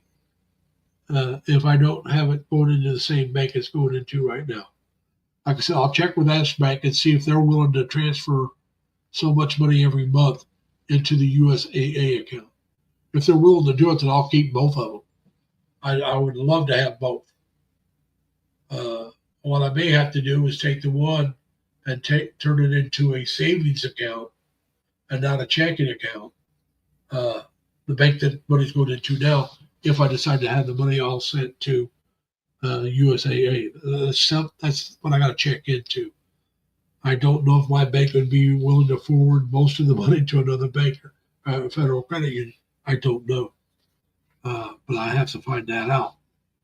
And so, like I said, that's why I got to put the thing down, and I'll have to check it off and say, yeah, you checked it off. And I'll have to come up with maybe different colors, say, well, or just a terminology to say no go or it's perfect. But yeah, that's stuff I really got to look into. That's why I want to follow Steve's.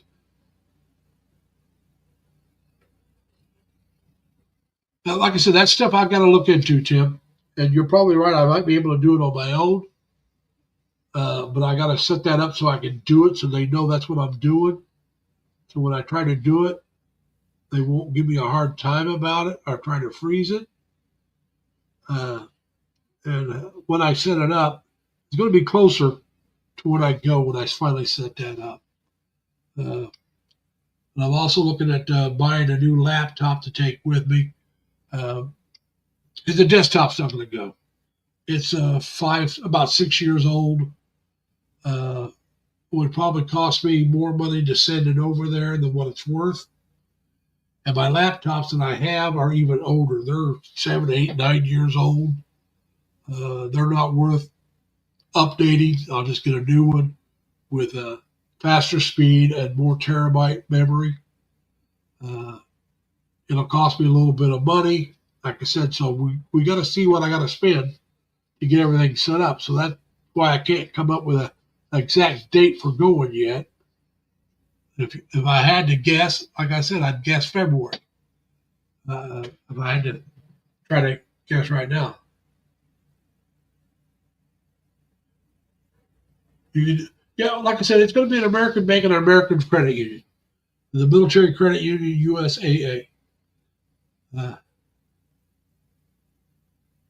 I'm going to get a good laptop. Now, it's not going to be thousands of dollars, but it's going to be close to $1,000. I've been looking at one that's I haven't decided to buy it yet. I might be able to buy a different brand with but it's got like 2.5, I think it was, or 2 terabyte of memory, which is going to be a lot more memory than I need, I think. Well, at least at first. And because I got quite a bit of memory on this one, and I'm not out of the memory yet, but I'm going to try to get to where I can transfer everything off of this desktop onto that laptop. And I'll check on the phones as well, although I just want to make sure if I can use one of the phones that I have in the Philippines. If I can, I'll just keep one of my phones, if not both of them. And I got a Chinese brand phone I'll take with me to see if they can have it hooked up. It's an old one.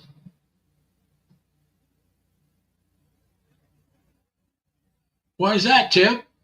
Oh yeah, I thought all you had to do was be former military, and which I am. I'll check with them. like I said, I'll check with them. If they say no, then I'll see about the Navy Federal Credit Union. See what they do. But they're always advertising that, if so long as somebody was in the military in your family, like a father or a grandfather, your husband, your wife, somebody was in the military, you're supposed to be qualified to join. And I'm a former Navy. Former Navy. I did over 6 years. I went in during Nam. I'm not a Vietnam vet. I'm not claiming glory that didn't belong to me. I was in during Nam, not in Nam. My older brother was in Nam, but I wasn't. I had my ship had orders to Vietnam, but they canceled. I made it to E4. That's all the higher I made it. But like I said, their advertisement didn't say anything about how high up you have to be. Now, I know the Navy Federal Credit Union, when I was actually in the Navy, you had to be an E4 or higher to join, but that was about almost 50 years ago. So I was a petty officer, which is an E4. So what was the pay grade they say you had to be at, Tim? And that's one of the things I got to do when I go back to Indiana again, is get a certified copy of my DD 214. All the copies I've got now are copy machine copies, not a certified copy. So I got to do that, and we'll get that taken care of. But yeah, like I said, right now I want a bank that's not going to give me a hassle about being in the Philippines and transferring money. Well, yeah, Jim, I'm gonna find out, and I'm not. There's one that's about halfway between me and New York City, an actual brick and mortar one, and I'll probably, after I start having Mondays off, and I'll probably run down one Monday down to where it's at, and go in and actually sit down and talk to a not a tailor. What do they call them? They're not managers, but account managers, I think they're called. I think, I could be wrong. But go down and actually talk to somebody in person and get the 911. And for people that wondered, when you use the term of this, or actually the 411, excuse me, not the 411. The 411 is information.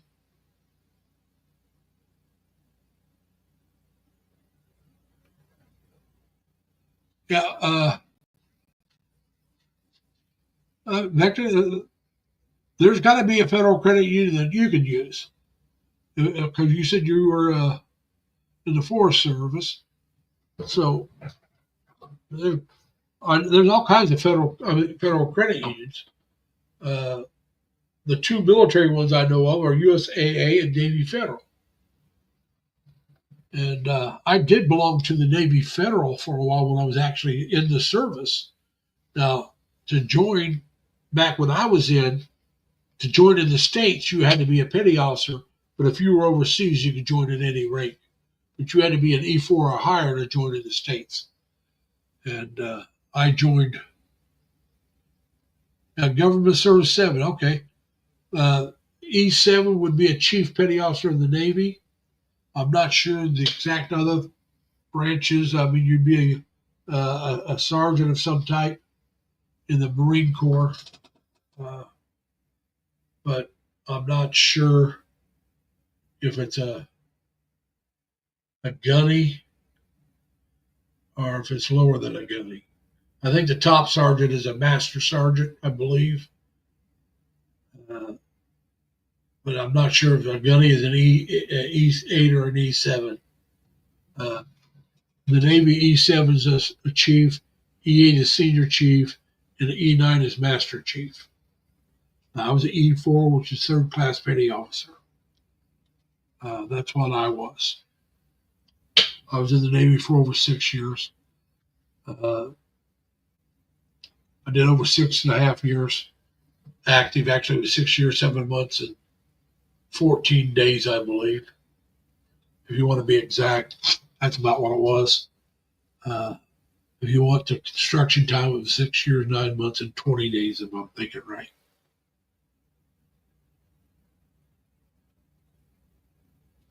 Now, Victor, do you watch that Far Country on CBS? That's one of my favorite shows.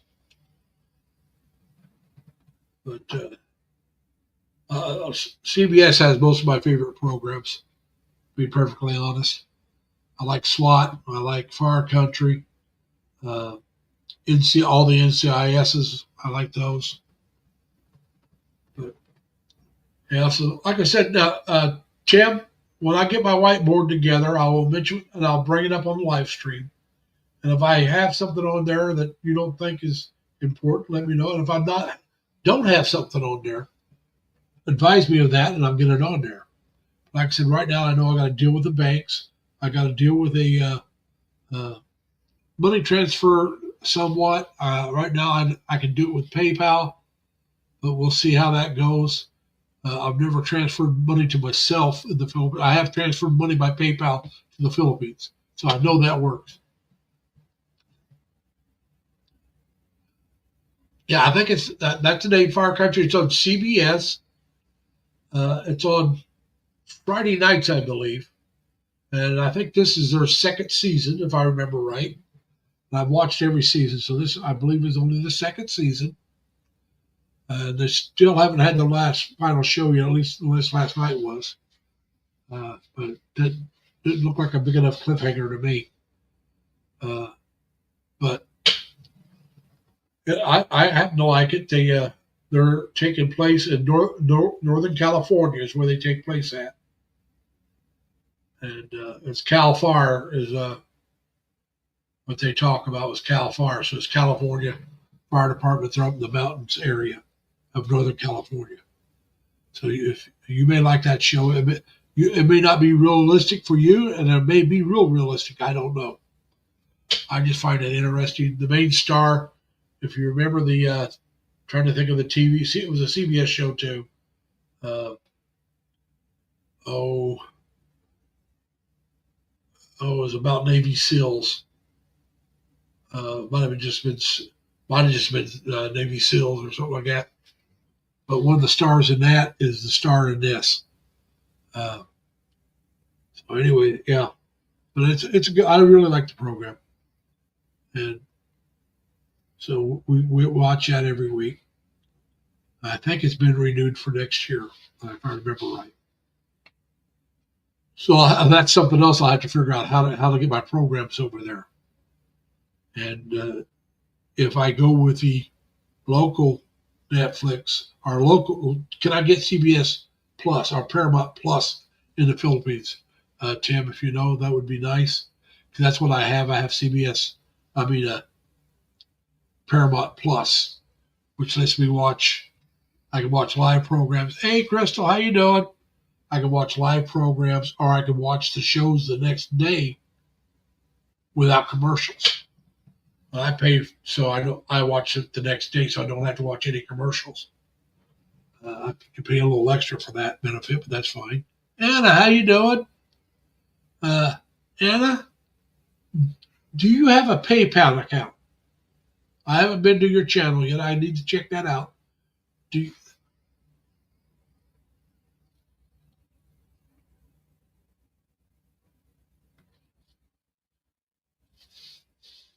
All right, Victor, like I said, you may find it very interesting. And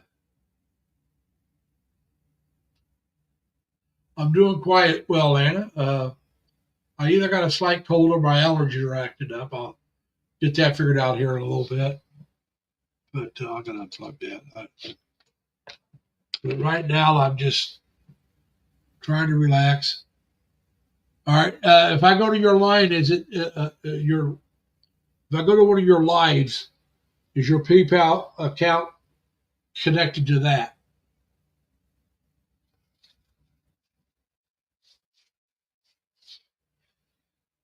This way, if it is, I can send you the money direct when I'm ready to send it. It won't be for a while, but Just this one. This is the only Filipino cap I have. Now I got to do some searching. Like I said, Albany has, it's strictly one day out of the year they have a Filipino festival, actually in Albany. But Schenectady, which is a county right next to Albany, has a Filipino festival as well.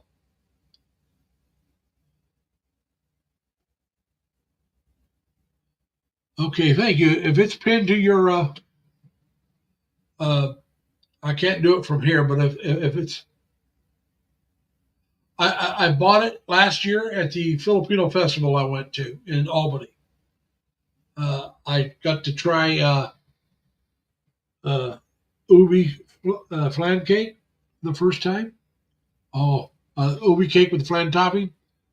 Oh God, it was good. And then a kind of like the Filipino version of lemonade. I forget what you call it. That was really good. I did have some lumpia, but I've had lumpia before.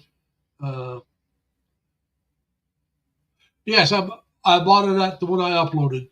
You'll see that I think the cap's in one of the videos I uploaded. I also tried banana Q. I was not real happy with the banana Q, but it wasn't hot, and so it was okay. But I think it would have been better fresh off the grill, and that wasn't the way it was. But like I said, they only had the 1 day festival, and so I will go to it again because I do have Saturdays off, and it was a Saturday. Well, what I mean, you have a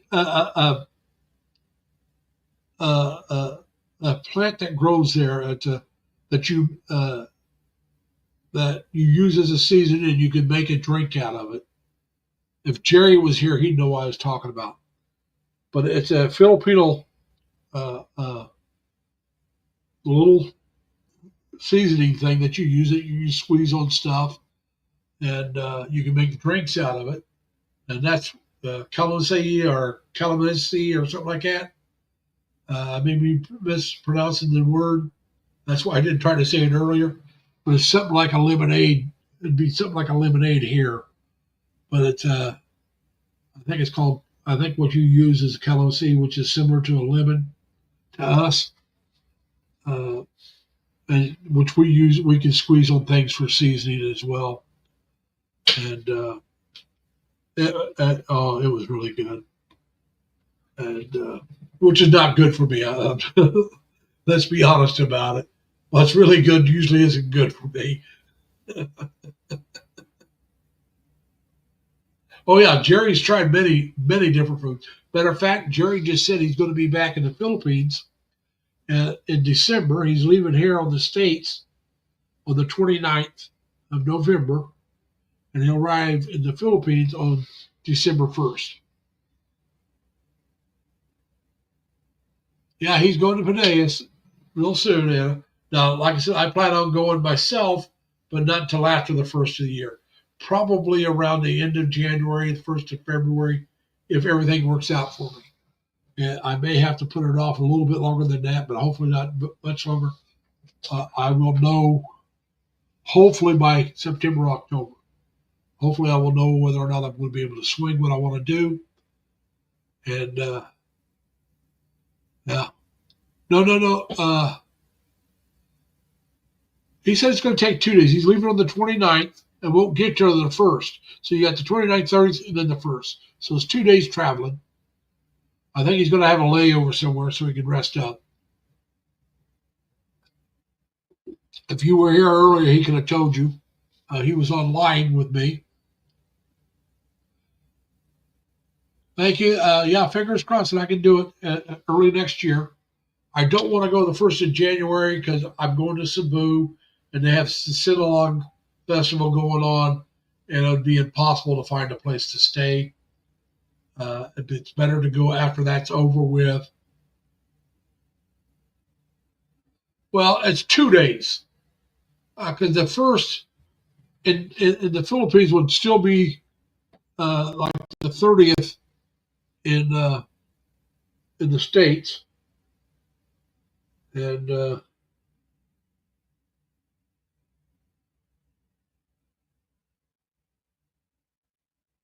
yeah, so he'll be traveling the 29th and the 30th. He'll get there on the 1st.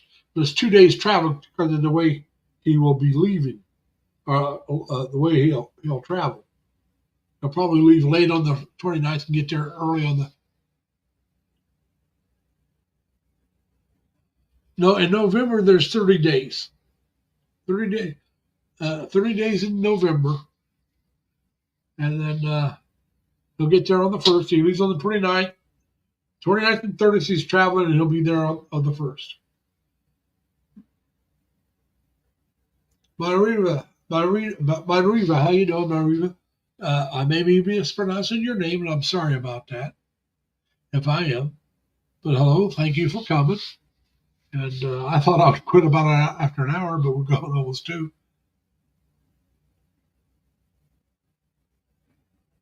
Well, actually, it's only 1 day difference because of the international date line. Because when I crossed the international date line, I lost. This is my first trip when we went to Japan. I did not have a November the 13th. I went to bed on the 12th, got up on the 14th. No November 13th. And a friend of mine who was he was like a brother between me and my younger brother. He's fit perfectly in there. Dave Tarr, I may have mentioned him before. He passed away last year. God rest his soul. But anyway, I wrote him a letter and told him how I didn't have a November the 13th. So he wrote me a letter and sent the one of those daily calendars, and I had the November the 13th on it. He goes, "Here's your 13th," you know. But yeah. But so like I said, yeah, it's 3 days counting the actual.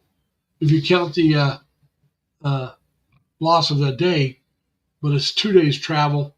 It's like 3 days because of the international date line. You cross that date line and you lose a day. It's just, that's the way it is. Unless you're coming back this way, then you gain a day. You lose it going over and gain it coming back. But so yeah. But like I said, that first Westpac taught me so much about the differences of countries. Because like I said, I went over in November, and those of you in North America know about Thanksgiving, whether it's a Canadian Thanksgiving or the U.S. Thanksgiving. I went to, like I said, Yokosuka, Japan, and that's the first time I really realized that Thanksgiving was an American holiday, not a world holiday. Because Thanksgiving didn't mean a thing there, you know. Everybody worked the same. Everything was the same. Now, on base, we celebrated it. But off base, it didn't mean anything. And that's when it dawned on me, hey, Larry, just because we celebrate it doesn't mean they do. Now, I was just a young 19-year-old. I just turned 19 before we went. And so that was my introduction to world politics in a way, our world celebrations. Now, we celebrated Christmas, and it seemed like they celebrated Christmas, as I recall. But our New Year's was not their New Year's. And so, like I said, you know, that was a kind of an awakening, and I don't mean rude. I mean, it was just an awakening of realization. Yeah. But what I'm saying is, though, Tim, the Filipinos themselves don't really celebrate Thanksgiving. It's the Americans or the Canadians that celebrate it. I don't know if Mexico has a Thanksgiving celebration or not. But I do know that, like I said, Canada has theirs. I think theirs is in October, if I remember right. You may know that, Tim. And then ours is in November. And what is it, the fourth Thursday of the month, something like that? I know it never fell on my younger brother's birthday, but it would occasionally fall on my older brother's birthday. But yeah, like I said, by the time I got to the Philippines, and I was there in November, I already knew that a lot of people didn't celebrate Thanksgiving. Hey, Lev, how you doing? Welcome back. If you left, it's the first time you said anything for a while. And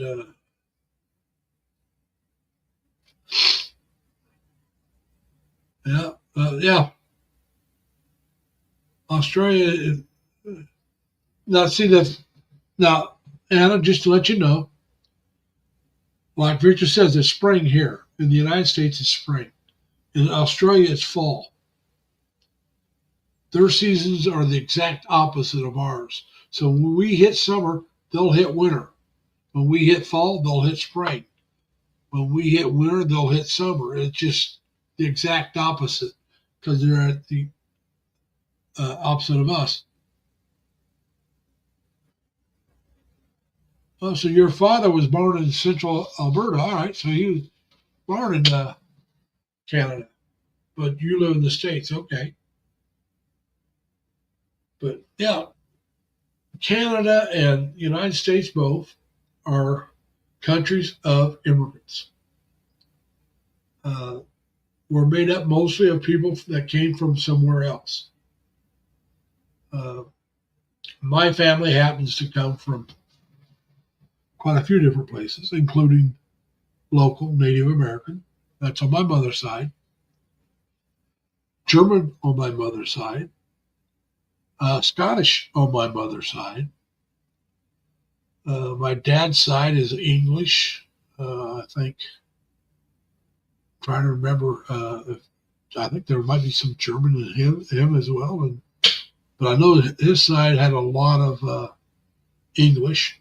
His mom's maiden name was Bridgewater.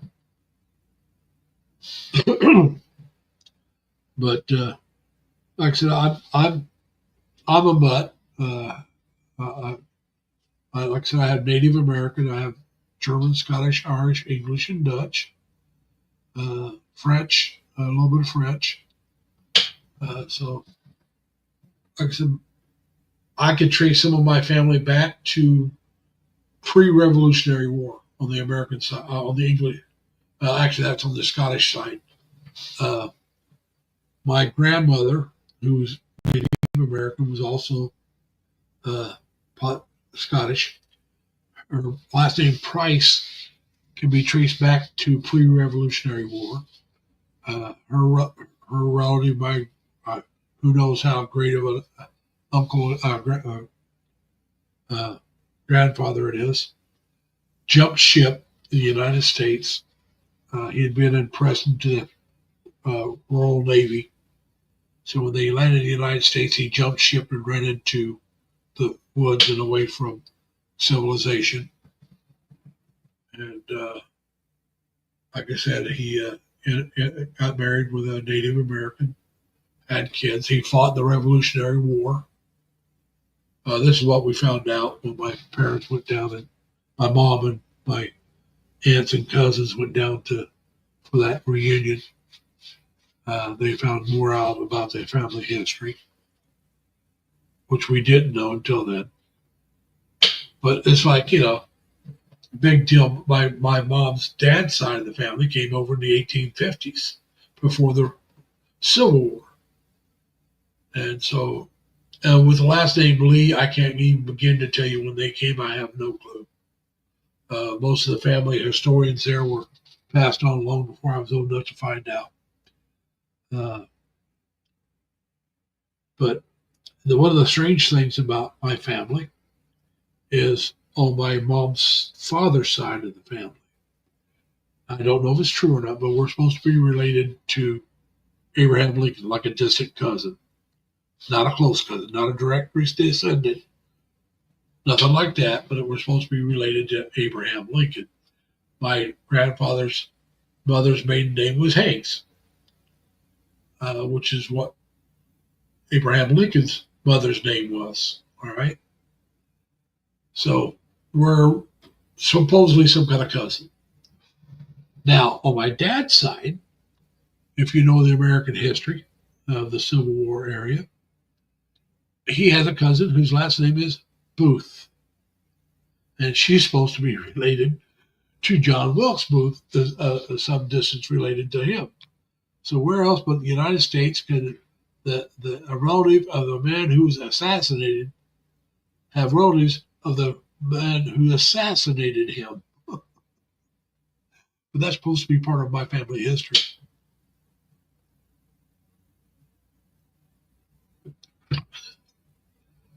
Yeah, Victor, you're right. The winters can be freezing. I live in the Northeast. I live in New York. Now, I'm originally from Indiana. I was born and raised mostly in Indiana. I did live it for a short period of time, like 2 years in Illinois, until I went in the Navy. Then I spent over 6 years out on the West Coast, went back to Indiana for many years. And then in 1996, I moved out here to New York State, not New York City.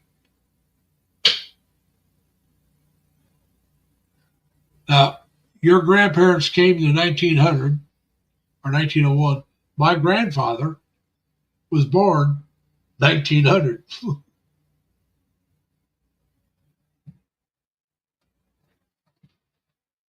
Yeah. A lot easier back in those days, Victor.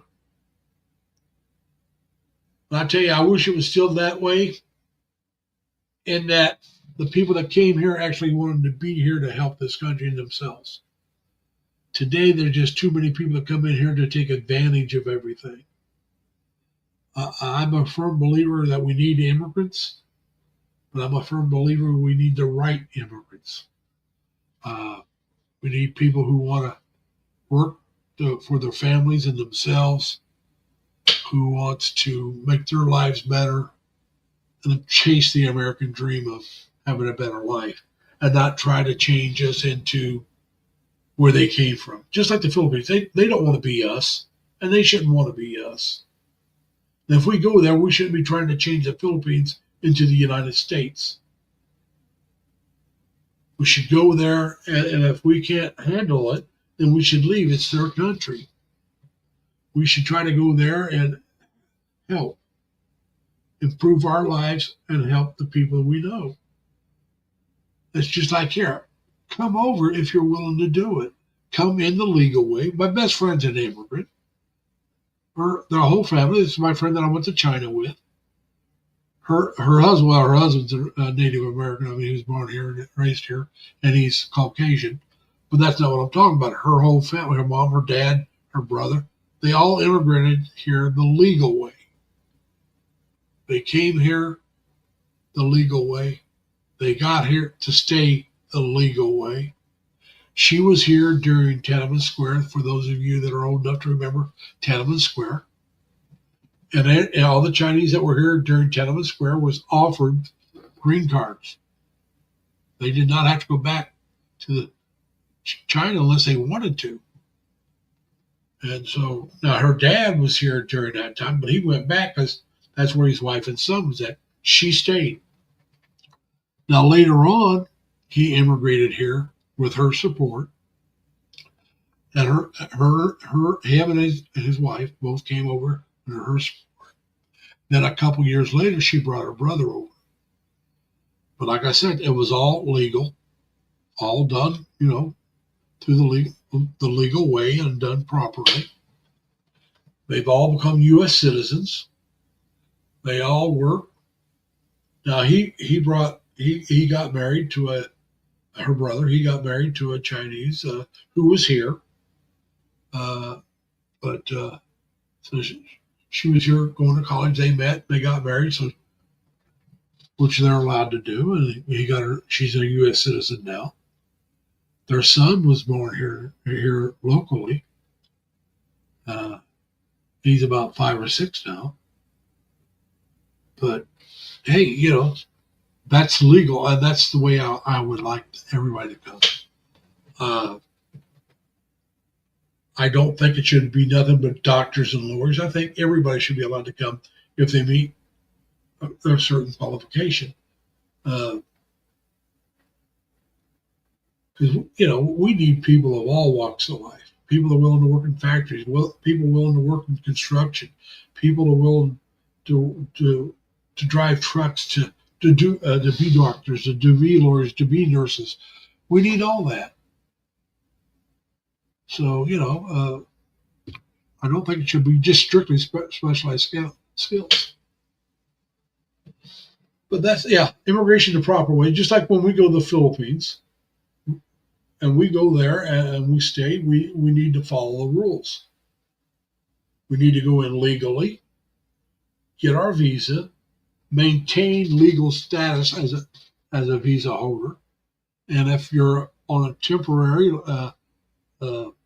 visitor visa after 3 years, you need to leave the country for however long that the Philippines deems necessary, then come back in and start all over again as long as the Philippines lets you. But you don't have the right to go in there and tell them, hey, I'm here, you're going to let me stay. You have to follow the rules. You have to obey. You have to keep all that, above board. You're not allowed to work unless you have the right visa. And if you want to work, get the right visa. And until you get it, don't work. If you're married to a Filipina or a Filipino, and you're not a Filipina or a Filipino, you have the right to stay for a year for free, and you can leave the country, and after however long, a couple of days, whatever, come back and stay for another year. But you got to leave with your spouse and come back in with your spouse. Or you can apply for a 13A, which is a marriage visa. Your spouse has to sponsor you. You go through the legal process, then you go for the interview, and then you got to wait a year. You're on a probationary period, I think, for a year. And then after the probationary period, if you're approved, you no longer have to leave. You become a permanent resident as long as you and your Filipino wife are married, or a spouse is married. Or you can do like Tim, and you can get a permanent visa on your own. There's different ways. There's different SRRVs. There's the military one, which is the cheapest. There's one where you have 10 grand in the bank, and there's one where you have 20 grand in the 20. By the way, 10 grand is 10,000 US dollars. 20 grand is 20,000 US dollars. And one of those, if not both of them, you could invest that into a condo or something like that, and it still counts as having that money in the Philippines. But you've got to have that if you're not of a certain age or a certain amount of income or prior military. And even within, you still have to be a certain age. I think, isn't it right, Tim? It's now you have to be 50 or 55 to get the permanent visa for the military visa. They changed the visa rules because of some places they thought might have been trying to take advantage of it to get people in there that maybe shouldn't be there, which makes sense to me. If I'm qualified, I'll go for the military visa. I'm not sure how long you have to be in. If not, I'll do this every 3-year run. I'll leave the country and come back. I will probably get a brand new driver's license before I leave. My passport's good for another 7 years or 8 years. I want to say 8 more years right now, so about the time I leave, it'll be good for about another 7 years. So I won't bother renewing it. As long as you got 6 months worth, you're all right.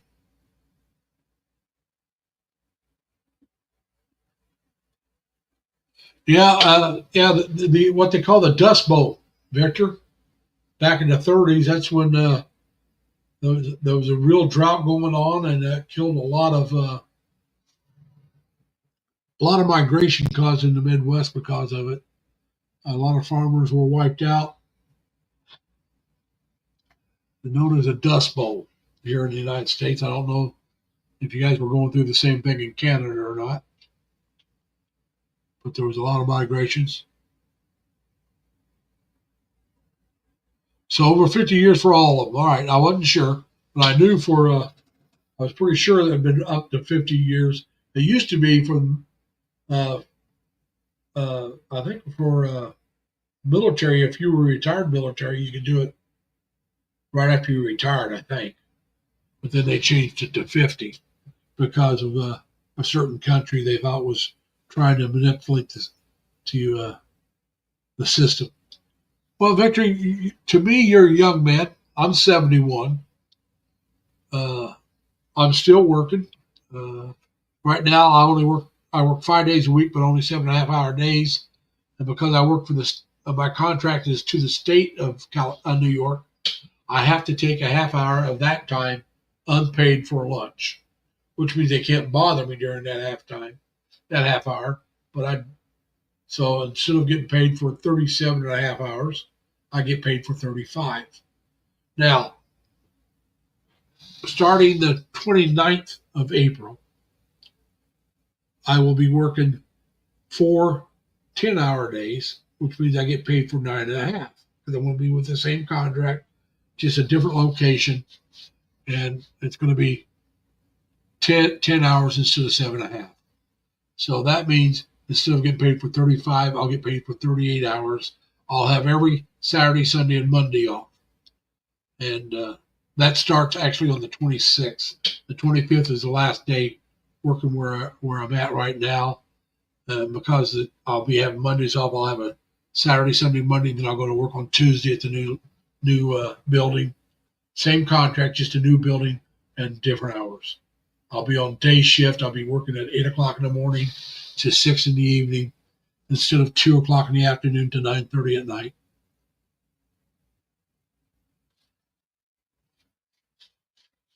Yeah, like I said, I think right now it's the same age, Tim. But at one time, I think it was younger because you were retired. If you were retired, it was younger, and it might have been if you were going on for the military, it might have been younger for all of them. But I know they changed it because of a certain unfriendly government had a lot of people coming in for the retirement visas of a younger age. A matter of fact, military age, should we say, and made the Filipino government very antsy with what's going on at that time, and probably what's still going on at this time. And so they froze the retirement visas for a while, reworked it, and upped the age to 50, and then opened it back up. That was just a couple of years ago, if I remember right. I remember it might have been longer than that, but I remember it's been a few years ago. Because I used to follow this one blogger, and he was in a long distance relationship, and he was career military, and he was only a year or two away from retirement. And him and his girlfriend would get together every so often and spend time. He was stationed in England at the time, U.S. military, but he was stationed in England, and he was getting ready to be restationed back in the States to finish out his career. He had to go back to the States, being reassigned, and then he only had when he got reassigned, I want to say a year and a half to go, and they were, like I said, they'd been together. He's met the whole family, the kids, everything, and they were planning on, when he retired, him moving over there, getting a retirement visa and staying permanently. But he started doing stuff other than what I was interested in, so I quit following him. So hopefully they did still do it. Just would have to do the 13A or do the 3-year and run.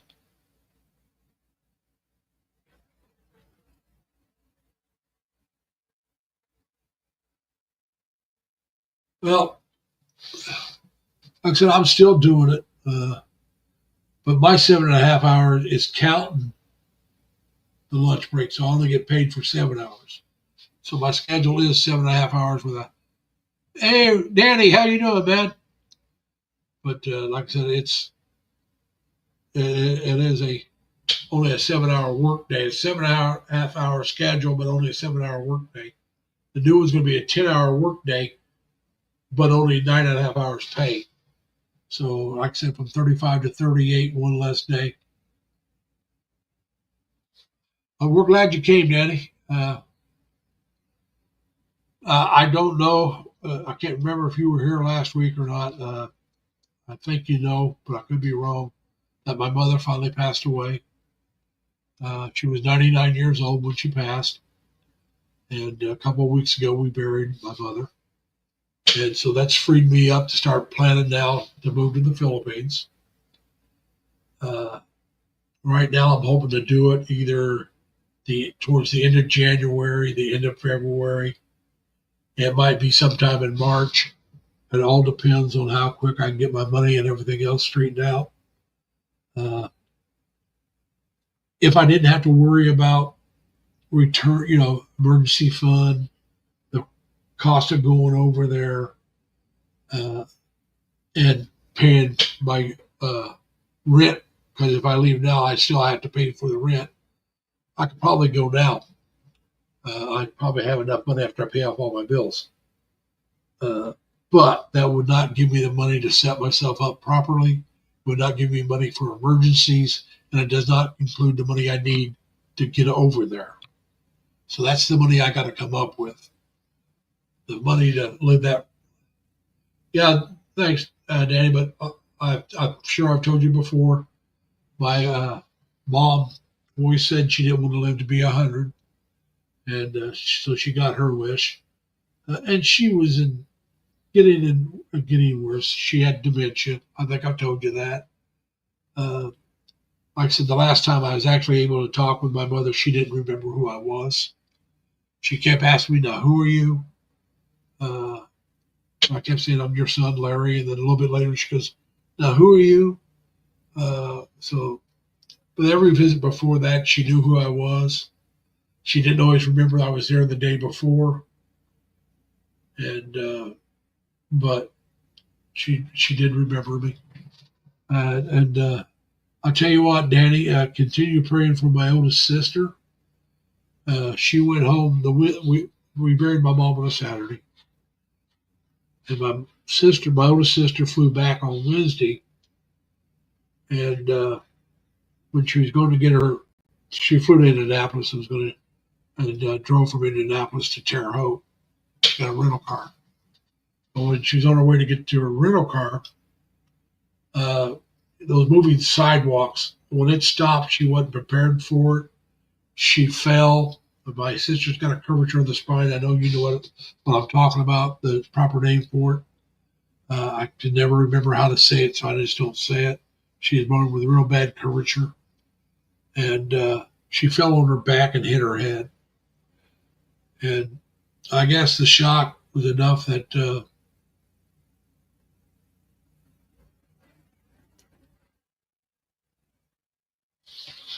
I love 10-hour shifts. But anyway, she drove to Terre Haute, and I guess she was able to get into the hotel.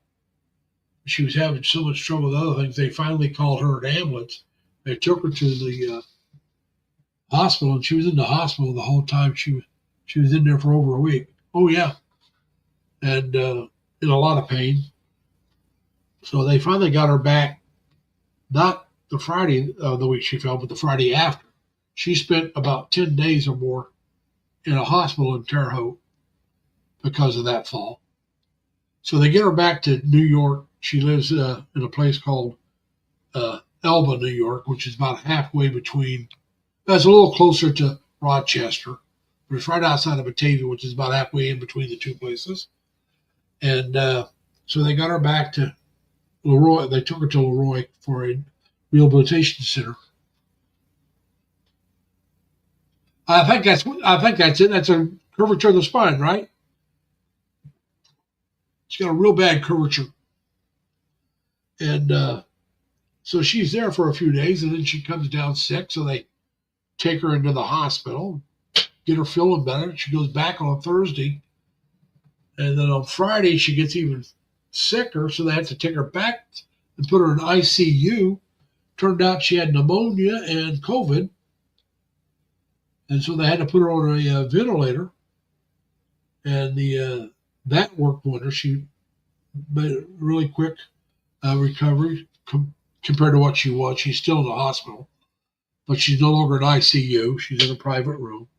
And they're thinking Monday or Tuesday they'll take her back to the rehabilitation center. So, like I said, prayers for my sister that she makes a speedy recovery and can go home soon to be with her husband. And her youngest son stays with them quite a bit. Because, like I said, they're 81. Both of them are 81. They'll both be 82 this year. Matter of fact, my oldest sister will be 82 this month, in just a few days. So my oldest nephew is one of these perpetual students, and so he goes to college, and then he goes up and stays with his parents a few days a week and helps clean up and cuts the grass, and a lot of times he likes to cook, so he'll cook for him and stuff like that. Now she has somebody come in to clean the house. She did that before her health started really failing her.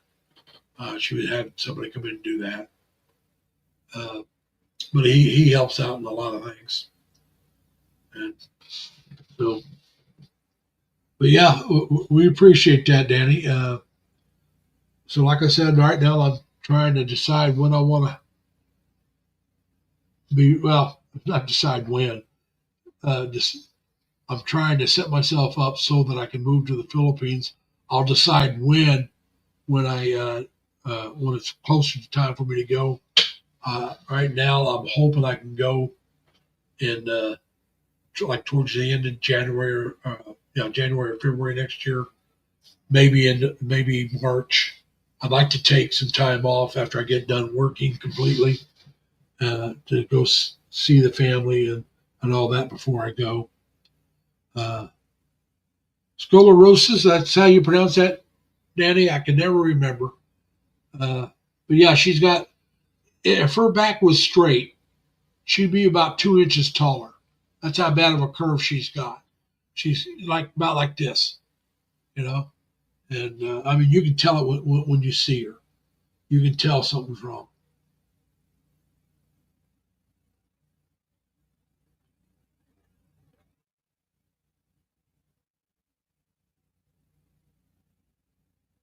Well, Victor, my dad was about 6'4", about 258 pounds. Now my mama, she's about 5'2". I'm a little closer to my mom's height than my dad's. I'm about 5'8", but I got my dad's built. I just don't have any bloody height. Both my brothers were closer to 6 foot, like 5'11", 6 foot. All the girls are shorter than I am. But like I said, though, I'm about 5'8". I'm maybe a little taller than that, but not much. And I got very short legs. But my dad was short-legged. Like I said, he was around close to 6'4", 6'3", 6'4", and he only wore a size 30 leg length. Well, I'm about 5'8". Guess what I wear? 25. You can't buy them off the rack. Not here in the States. I have a very short-legged. If I had a 30 leg length, I'd be over 6 foot tall. Not much, but I'd be over 6 foot tall. My older brother, who was like 5'11", 6 foot, his leg length, I think, was 30. Same length as our father's, but he wasn't as tall as our father either. He was a lot shorter. And Anna B., how you doing? Thank you for coming. If anybody wants to come up and talk, come on up. I mean, I enjoy talking with people. And I got to put this one on charger. I got one of my cell phones starting to go dead. But, another thing I like about this new schedule that I'm going to be on, I hadn't mentioned this. Where I'm at now, I'm so much in the public eye, I really can't get on the phone very much. Now, where I'm going to be, I can get on the phone a little bit more. And the people I work for are the ones that told me that. And I'm not talking about my boss in Securitas. I'm talking about my boss that's over him and the company that we're working for. I won't say the company's name, but they say it's more acceptable for me to get on the internet over there, and so I'll be able to do a little. I won't be able to be on the internet all the time, but the only time I can do it right now is pretty much my break, and maybe I sneak in a little bit after. Besides that, so I'll be able to do more than double, maybe more than triple what I can do right now. So I'll probably start doing some research on, like I said, virtual mailbox, best way to transfer money besides PayPal, because I'll probably want 2 different ways to be able to do it. I have to see how I can transfer money to myself through PayPal. I know I can transfer money to other people in the Philippines because I do it all the time. Whenever I sponsor somebody, they either have a PayPal or I have to give it to somebody who has a PayPal to give to them. Because I don't have GCash. And I don't know if I can hook GCash up to my American Bank when I get it. Thank you, Anna B. We appreciate it. Now, Anna, you do know if you type in LLL, my Nightbot will drop your link for you. Yeah. I didn't think this live stream would go this long. But anyway, like I said, right now I'm going to put up a live stream for next week on Saturday. But if something happens, it will be Sunday. Because I'm going to go up and see my sister unless something happens. And I do plan on being back by 8 o'clock that night. Last week I got back by 7. But I did it on a Sunday. This week I'm going to do it on a Saturday. So I can have a day of rest afterwards instead of have to go into work. And I left later than I wanted to last week. So I'm going to try to get out of here earlier this week. So I'll have everything set up so I can just get up and brush my teeth and get cleaned up a little bit and boots good boogie. I'll have the car filled up. Last week I had to stop and fill the car up. If I'm not going to fix breakfast, I'll have something already bought, ready to eat, instead of having to buy it on the way, which is what I did last time. I made my own coffee, and I'll do that again. No, I bought coffee. I'll just make my own coffee, so that if I have something to eat, I won't need to stop and buy coffee. And so that'll save me some time if I do all that. So that'll save me a half an hour to an hour. And so if I can get out about an hour earlier, and I should be able to be back home by 6, and I won't be on the air till 8. So I should be in good shape. But like I said, that will depend on traffic and the weather. If the weather's real bad, if I'm not feeling well, I won't go. Like, believe it or not, when I got up this morning, I looked out. And this was about 7 in the morning. I got up for a little bit, and I opened up the curtains and looked out, and it was snowing. Oh man, it's like, oh, I hate snow. And I laid back down for about an hour or so, got back up. It was no longer snowing, and the snow that did snow was melting. So it was like, okay, that's not so bad. But oh man, I mean, it was coming down in big flakes when I got up this morning. I thought, oh no, everything's going to be covered. It's a good thing I don't have to go anywhere today.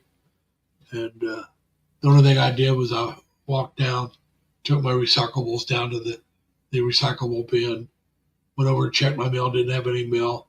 And I knew I had some income tax return information in my car. So I grabbed that out of the car and I came back up, and I haven't left the apartment since. So I don't even think I got maybe 2,000 steps in today. 2,365 steps. That's it.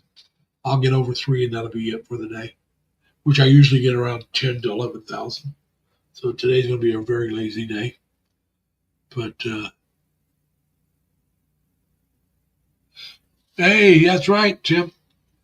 Oh, wow, I just thought of that. Yeah, I'll have to find out. We may have next Monday off because they may get it off maybe this Friday, Good Friday. I'll have to check. I may have a 3-day weekend this week. If I do, I'll run up on Friday instead of Saturday. I mean, if they get Good Friday off, that means I'm off without pay. Yeah, I'll probably just put it to have it paid. But that means I'll have a day off, and I'll just beat foot boogie up there on Friday instead of waiting until Saturday. So, like I said, I'll put up doing a live stream next Saturday. And if I'm not here, you'll know why. I went up to my sister's, and something kept me from getting back in time. And if that happens, I'll be up on Sunday at the same time. So just to give you guys a heads up, Sunday my time will be Monday the same time for you guys. Instead of Sunday morning, it'll be Monday morning. So that's something I want to let you know about. Man, I've been going on almost 2.5 hours. Now, the first hour I had Jerry up here most of it. But this last has been just me. Hey, Pamela, I'm sorry, I didn't see you come in, Pamela. Thank you for coming. But yesterday was overcast, a little bit of rain, but no snow. Tim, I was dumb on Thursday, though. Now, we have a parking garage where I work, and the downstairs part was kind of being worked on. It was going to be a mess. So I parked upstairs on the top, on the roof, just 2 levels, covered and uncovered. And it was up in the 50s on Thursday, low 50s, but it was in the 50s. So I had cracked my passenger window a little bit because I didn't want it blowing right on me. Because it was cool enough that I didn't really want to be cold. And when I parked the car, I forgot to put the passenger window all the way back up. So it's down about an inch and a half. And like I said, it was overcast, but it wasn't raining or anything. I come out from work and it had been raining. The passenger seat, the dashboard on the passenger side, the console was all damp. I mean, it wasn't soaked, but you could tell it got wet. And it's like, oh, you dummy. And so I had to put that up. Now, lucky I have leather seats and they're heated. And this is not something I ordered. It's something that came with the car. I've talked about how I had to buy this car.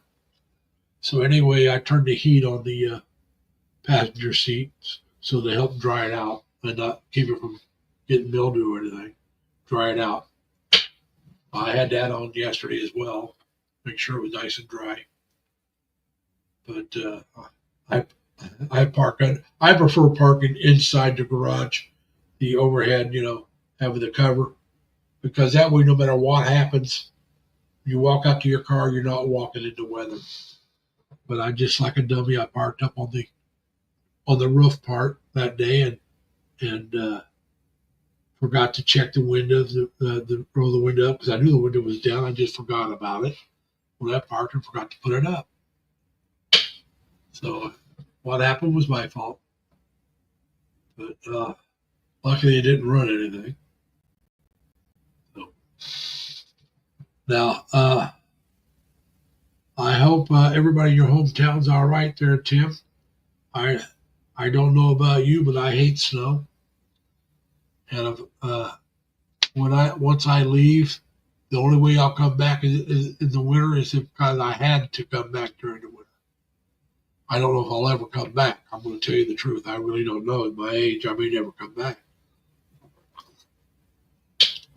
But if I do, and it's during the winter, it's only because that's the only chance I have to come that I have to come, and it's at that time.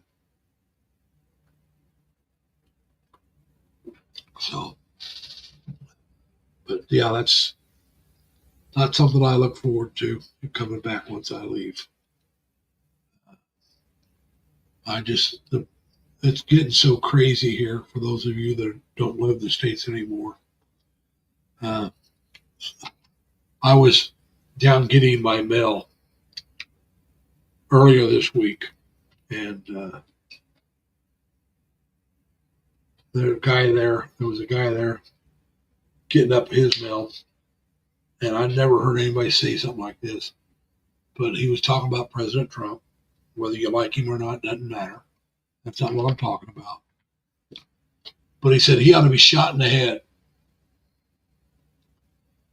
Now, I didn't like Biden. I never said anything about Biden should be done hurt. I'm not a big fan of Trump's. But if you start wishing somebody to be shot, and this is an older guy, probably somewhere around my age. All right, Tim, I'm not going to be going much longer. But that's just foul. And that's just evil, in my opinion. And, you start wishing harm, and I mean serious harm. I'm not saying, I'd love to see him fall down and scrape his knee. That's not right, but that's not foul. That's not really truly evil. That's just wrong. But I won't say you're totally evil for that. But when you start saying somebody should be shot, and I understand, like I said, I had to put one of my cell phones on the charger. So like I said, I won't be going a whole lot longer. But anyway, like I said, and it's getting more and more. And you've got these extremists on both sides. You got these people that hate anybody that's not like them. That's a racist. You have racists on both sides, but there are people that are extremely violent in those groups. And I have no use for any of them. And it doesn't seem like it's going to get better anytime soon. And like I said, I prefer the warm weather of the Philippines and the warmth of the people. And let's be perfectly honest about it. I also prefer the lifestyle that will provide me if I move there. And by that, I mean I won't have to work and live comfortably. Here, if I want to live as comfortably as I can live in the Philippines, I have to keep working. That's all there is to it. Either that or I have to give up my freedom to the government and let them control everything. And that's not living comfortably to me. That just means, hey, I'm surviving. I got a little bit of money I can spend once in a while that the government doesn't take from me. Because they decide, like if I move to assisted living, I don't know how it is in the Philippines, here in the States, especially in New York, if I move to a place that has assisted living, my rent is 1/3 of my pay. Now, if I moved there right now, it'd be higher than what my rent is here at this apartment without any assistance from the government.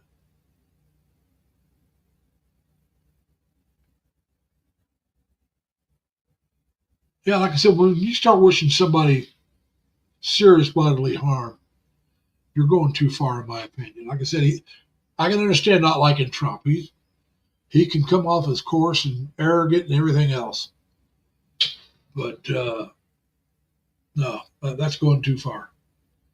But anyway, so like I said, the first year that I would live there would wipe out everything I could save, and probably then some. I'd be very, very short-handed the first year. I'd be broke most of the time. But after that, then it would be 1/3 of my income, and they would probably say, hey, you get over this much money, we're going to have to increase your rent. So I have to watch that's what we had to do with my mother. She was in a nursing home, and she had to pay so much money. But if she got too much money in the bank, because you're being frugal, at a certain time, then they would either want to take your money or they would want to increase what you had to pay. So you had to make sure that, and if you spent it, you had to make sure you showed them how you spent it. So you couldn't just throw it away. But you really had to watch what you're doing and make sure if she needed something, even if she didn't need it right now, that it's coming close to time that they were going to want to check her bank account. You bought her what she needed, and then they if you give your control to the government, they control everything, and that's not something I want. I like my freedom. I like to be able to decide if I want to go to, let's say I decide to live permanently in Cebu. Okay, I don't know if I will or not, but that's where I want to start. Y'all know that. But let's say I decide I want to go up to Manila. If I got the money, I want to be able to go. If I don't have the money, I want to be able to save it up till I do have the money to go. Same thing if I decide I want to pop over to Dumaguete and Valencia for a while, or run up to Panglao, or Iloilo, or Davao. These are places I'd like to see. Not some of the places, if I decide Cebu's not for me, there are going to be places I want to check out to live. Now, I don't think I'd want to live in Manila, but I'd like to visit Manila. That's why I said Manila. But living outside of Manila, in the Cavite area somewhere, might not be so bad. Because if I don't want to live in Cebu, it's probably going to be because it's larger than what I want. I don't know until I get there. It's a city that I've lived in cities that size, but I was a much younger man. It may be too polluted. It may be too noisy. City noise I'm talking about. I don't know until I go there. I do plan on trying to, if I can find the right place, and I hope I can through with the help of Dan and Mad Minnie, maybe sign a year lease. So that way, it lets me stay there for a couple of months and get my bearings and settle in and start deciding if I like Cebu, and if I don't, or even if I do, I can start going to check these other places out. But it turns out I decided I don't want to live in Cebu. I have a home base to go and maybe spend a couple of weeks in Davao, see how I like it. Go spend a couple of weeks in Iloilo every once in a while to these places to check them out and see which ones I may want to live in, and maybe go back and spend a little longer time there to decide if that's where I want. And like I said, there's a lot of places I've seen that look like they might be nice places to live, but you can't make that decision on videos. You got to put boots on the ground. You got to spend time there to find out if that's where you want to be. Yeah, Victor, I'm glad you got both. I don't. All I have is my Social Security. That's my fault. I don't blame anybody but me for that. All the mistakes I've made are mine. I don't try to pass the buck. When I was younger, I was very stupid. I'm going to be honest with you, I never thought I'd live this long. I thought I would be the youngest of my family to die. And that's because I was a wild child. I partied almost every night. I was a drinker, a heavy drinker. I drove drunk a lot. You've heard of somebody partying so hard they're burning the candles at both ends. Well, not only was I burning the candles at both ends, at the time I was trying to light that middle. I had friends that would not bet you that I would live to see 30. There was a lot of people that, because of my lifestyle. I was very wild, very crazy, very nuts. And then as I slowly got older, I started slowing down. But that wasn't until I was almost 30 years old. I mean, I was living a hard charger up until my late 20s. And I was still partying a lot after my 30s, but just not quite as hard as I did in my teens and early 20s and mid 20s. But I didn't really slow down partying until I got into my 40s or almost 50. I mean, I had a wildness in me that had to come out. If I'd have got married in my 20s, 30s, and even 40s, I'd have been divorced in 6 months. Either that or she'd have shot me. I was, like I said, I was a nice guy, but I was not the kind of guy that you would want to, if you were a woman, you'd want to be married to. Date, yes. Married, no. Because if you're just dating and wanting to have a good time, then I'm your man. But if you wanted to sit at home and raise a family. That wasn't me. Like I said, the older I got, the more I calmed down, the more I slowed down. But I really didn't slow down much until my 40s and probably my late 40s. Yeah, mid 40s, about mid 40s, I really started slowing down. I haven't drank much at all since late 50s, early 60s. I want to say 50s. I really finally slowed way down. I drank,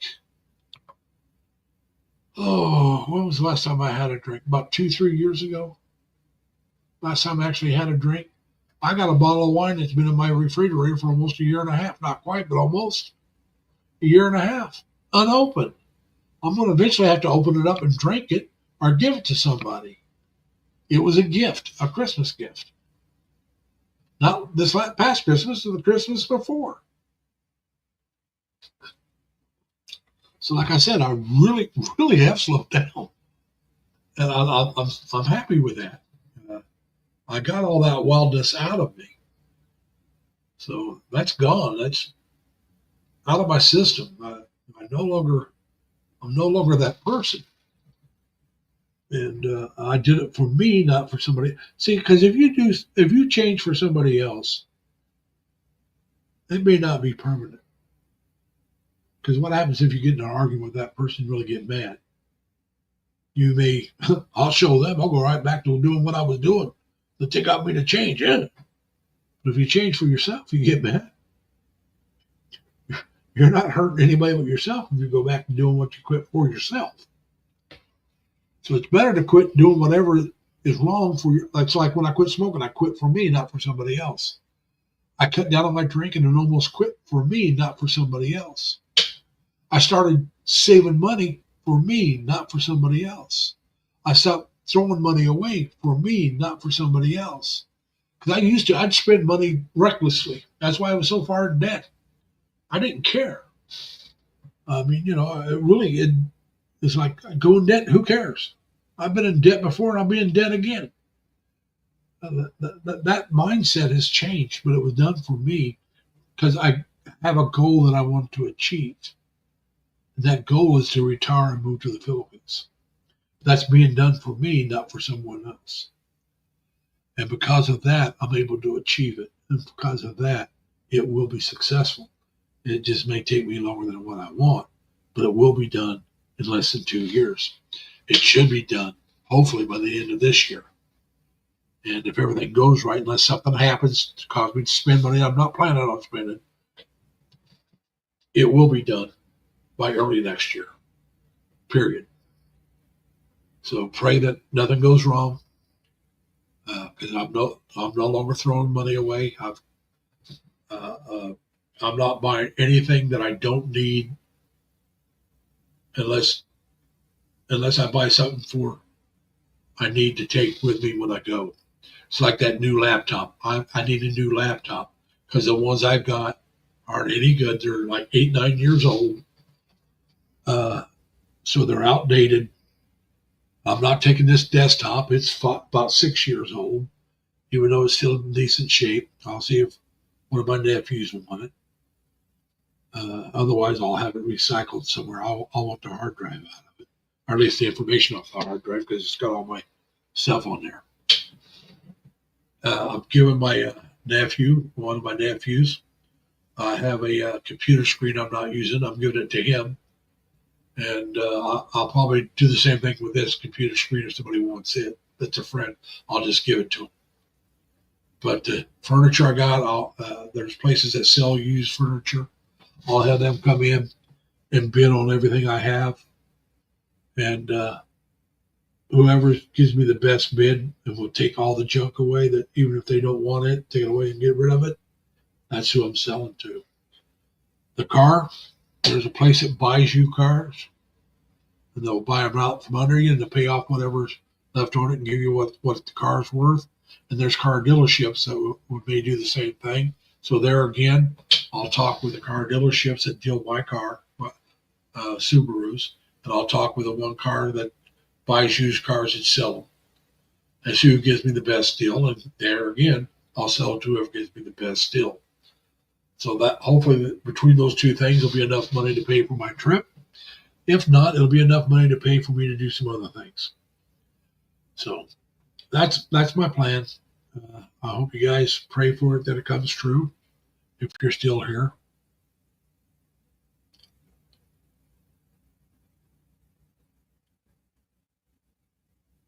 That's I agree with you. You should. That's what do they call that? Swatting. They'll have people that SWAT. They got some guy just got sent to prison. I forget how many people he swatted, but he also swatted the cops and the FBI. And they just showed that he got some prison time, which I think is a great thing because swatting really can get people hurt and killed. And for those of you who don't know what swatting is, you'll call 911 line and you'll report an emergency. Maybe somebody broke into a house with gun, or you hear somebody screaming. So the police have to get there and they have to get in there in a hurry. Sometimes what they'll report, the police have to break the doors in to make sure what's happening, the people that are safe, and somebody may wake up, hearing somebody break in, might come out into the room with a gun thinking somebody's trying to rob them, and the cops will shoot and kill them. And so you're putting, or the cop may get shot for breaking in. So you're putting people's lives at risk by swatting. That's what swatting is. You report a false emergency to either scare or get somebody hurt. And it really is a sad thing, and it is a criminal thing. And they caught some guy that did it 30 sometimes or 100 sometimes. I forget how many. It was on YouTube. They caught him and they sent him to prison finally.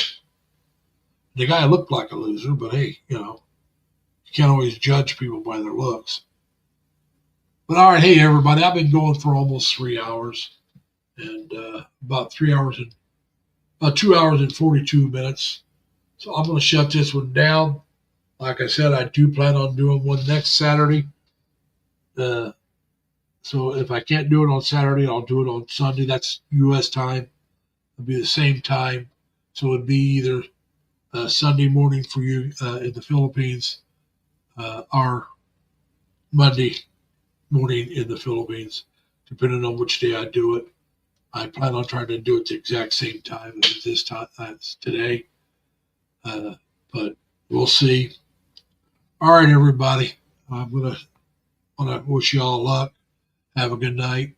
Remember now, be kind to each other. Take care of yourselves. Stay healthy. Plus, have fun. Bye, everybody.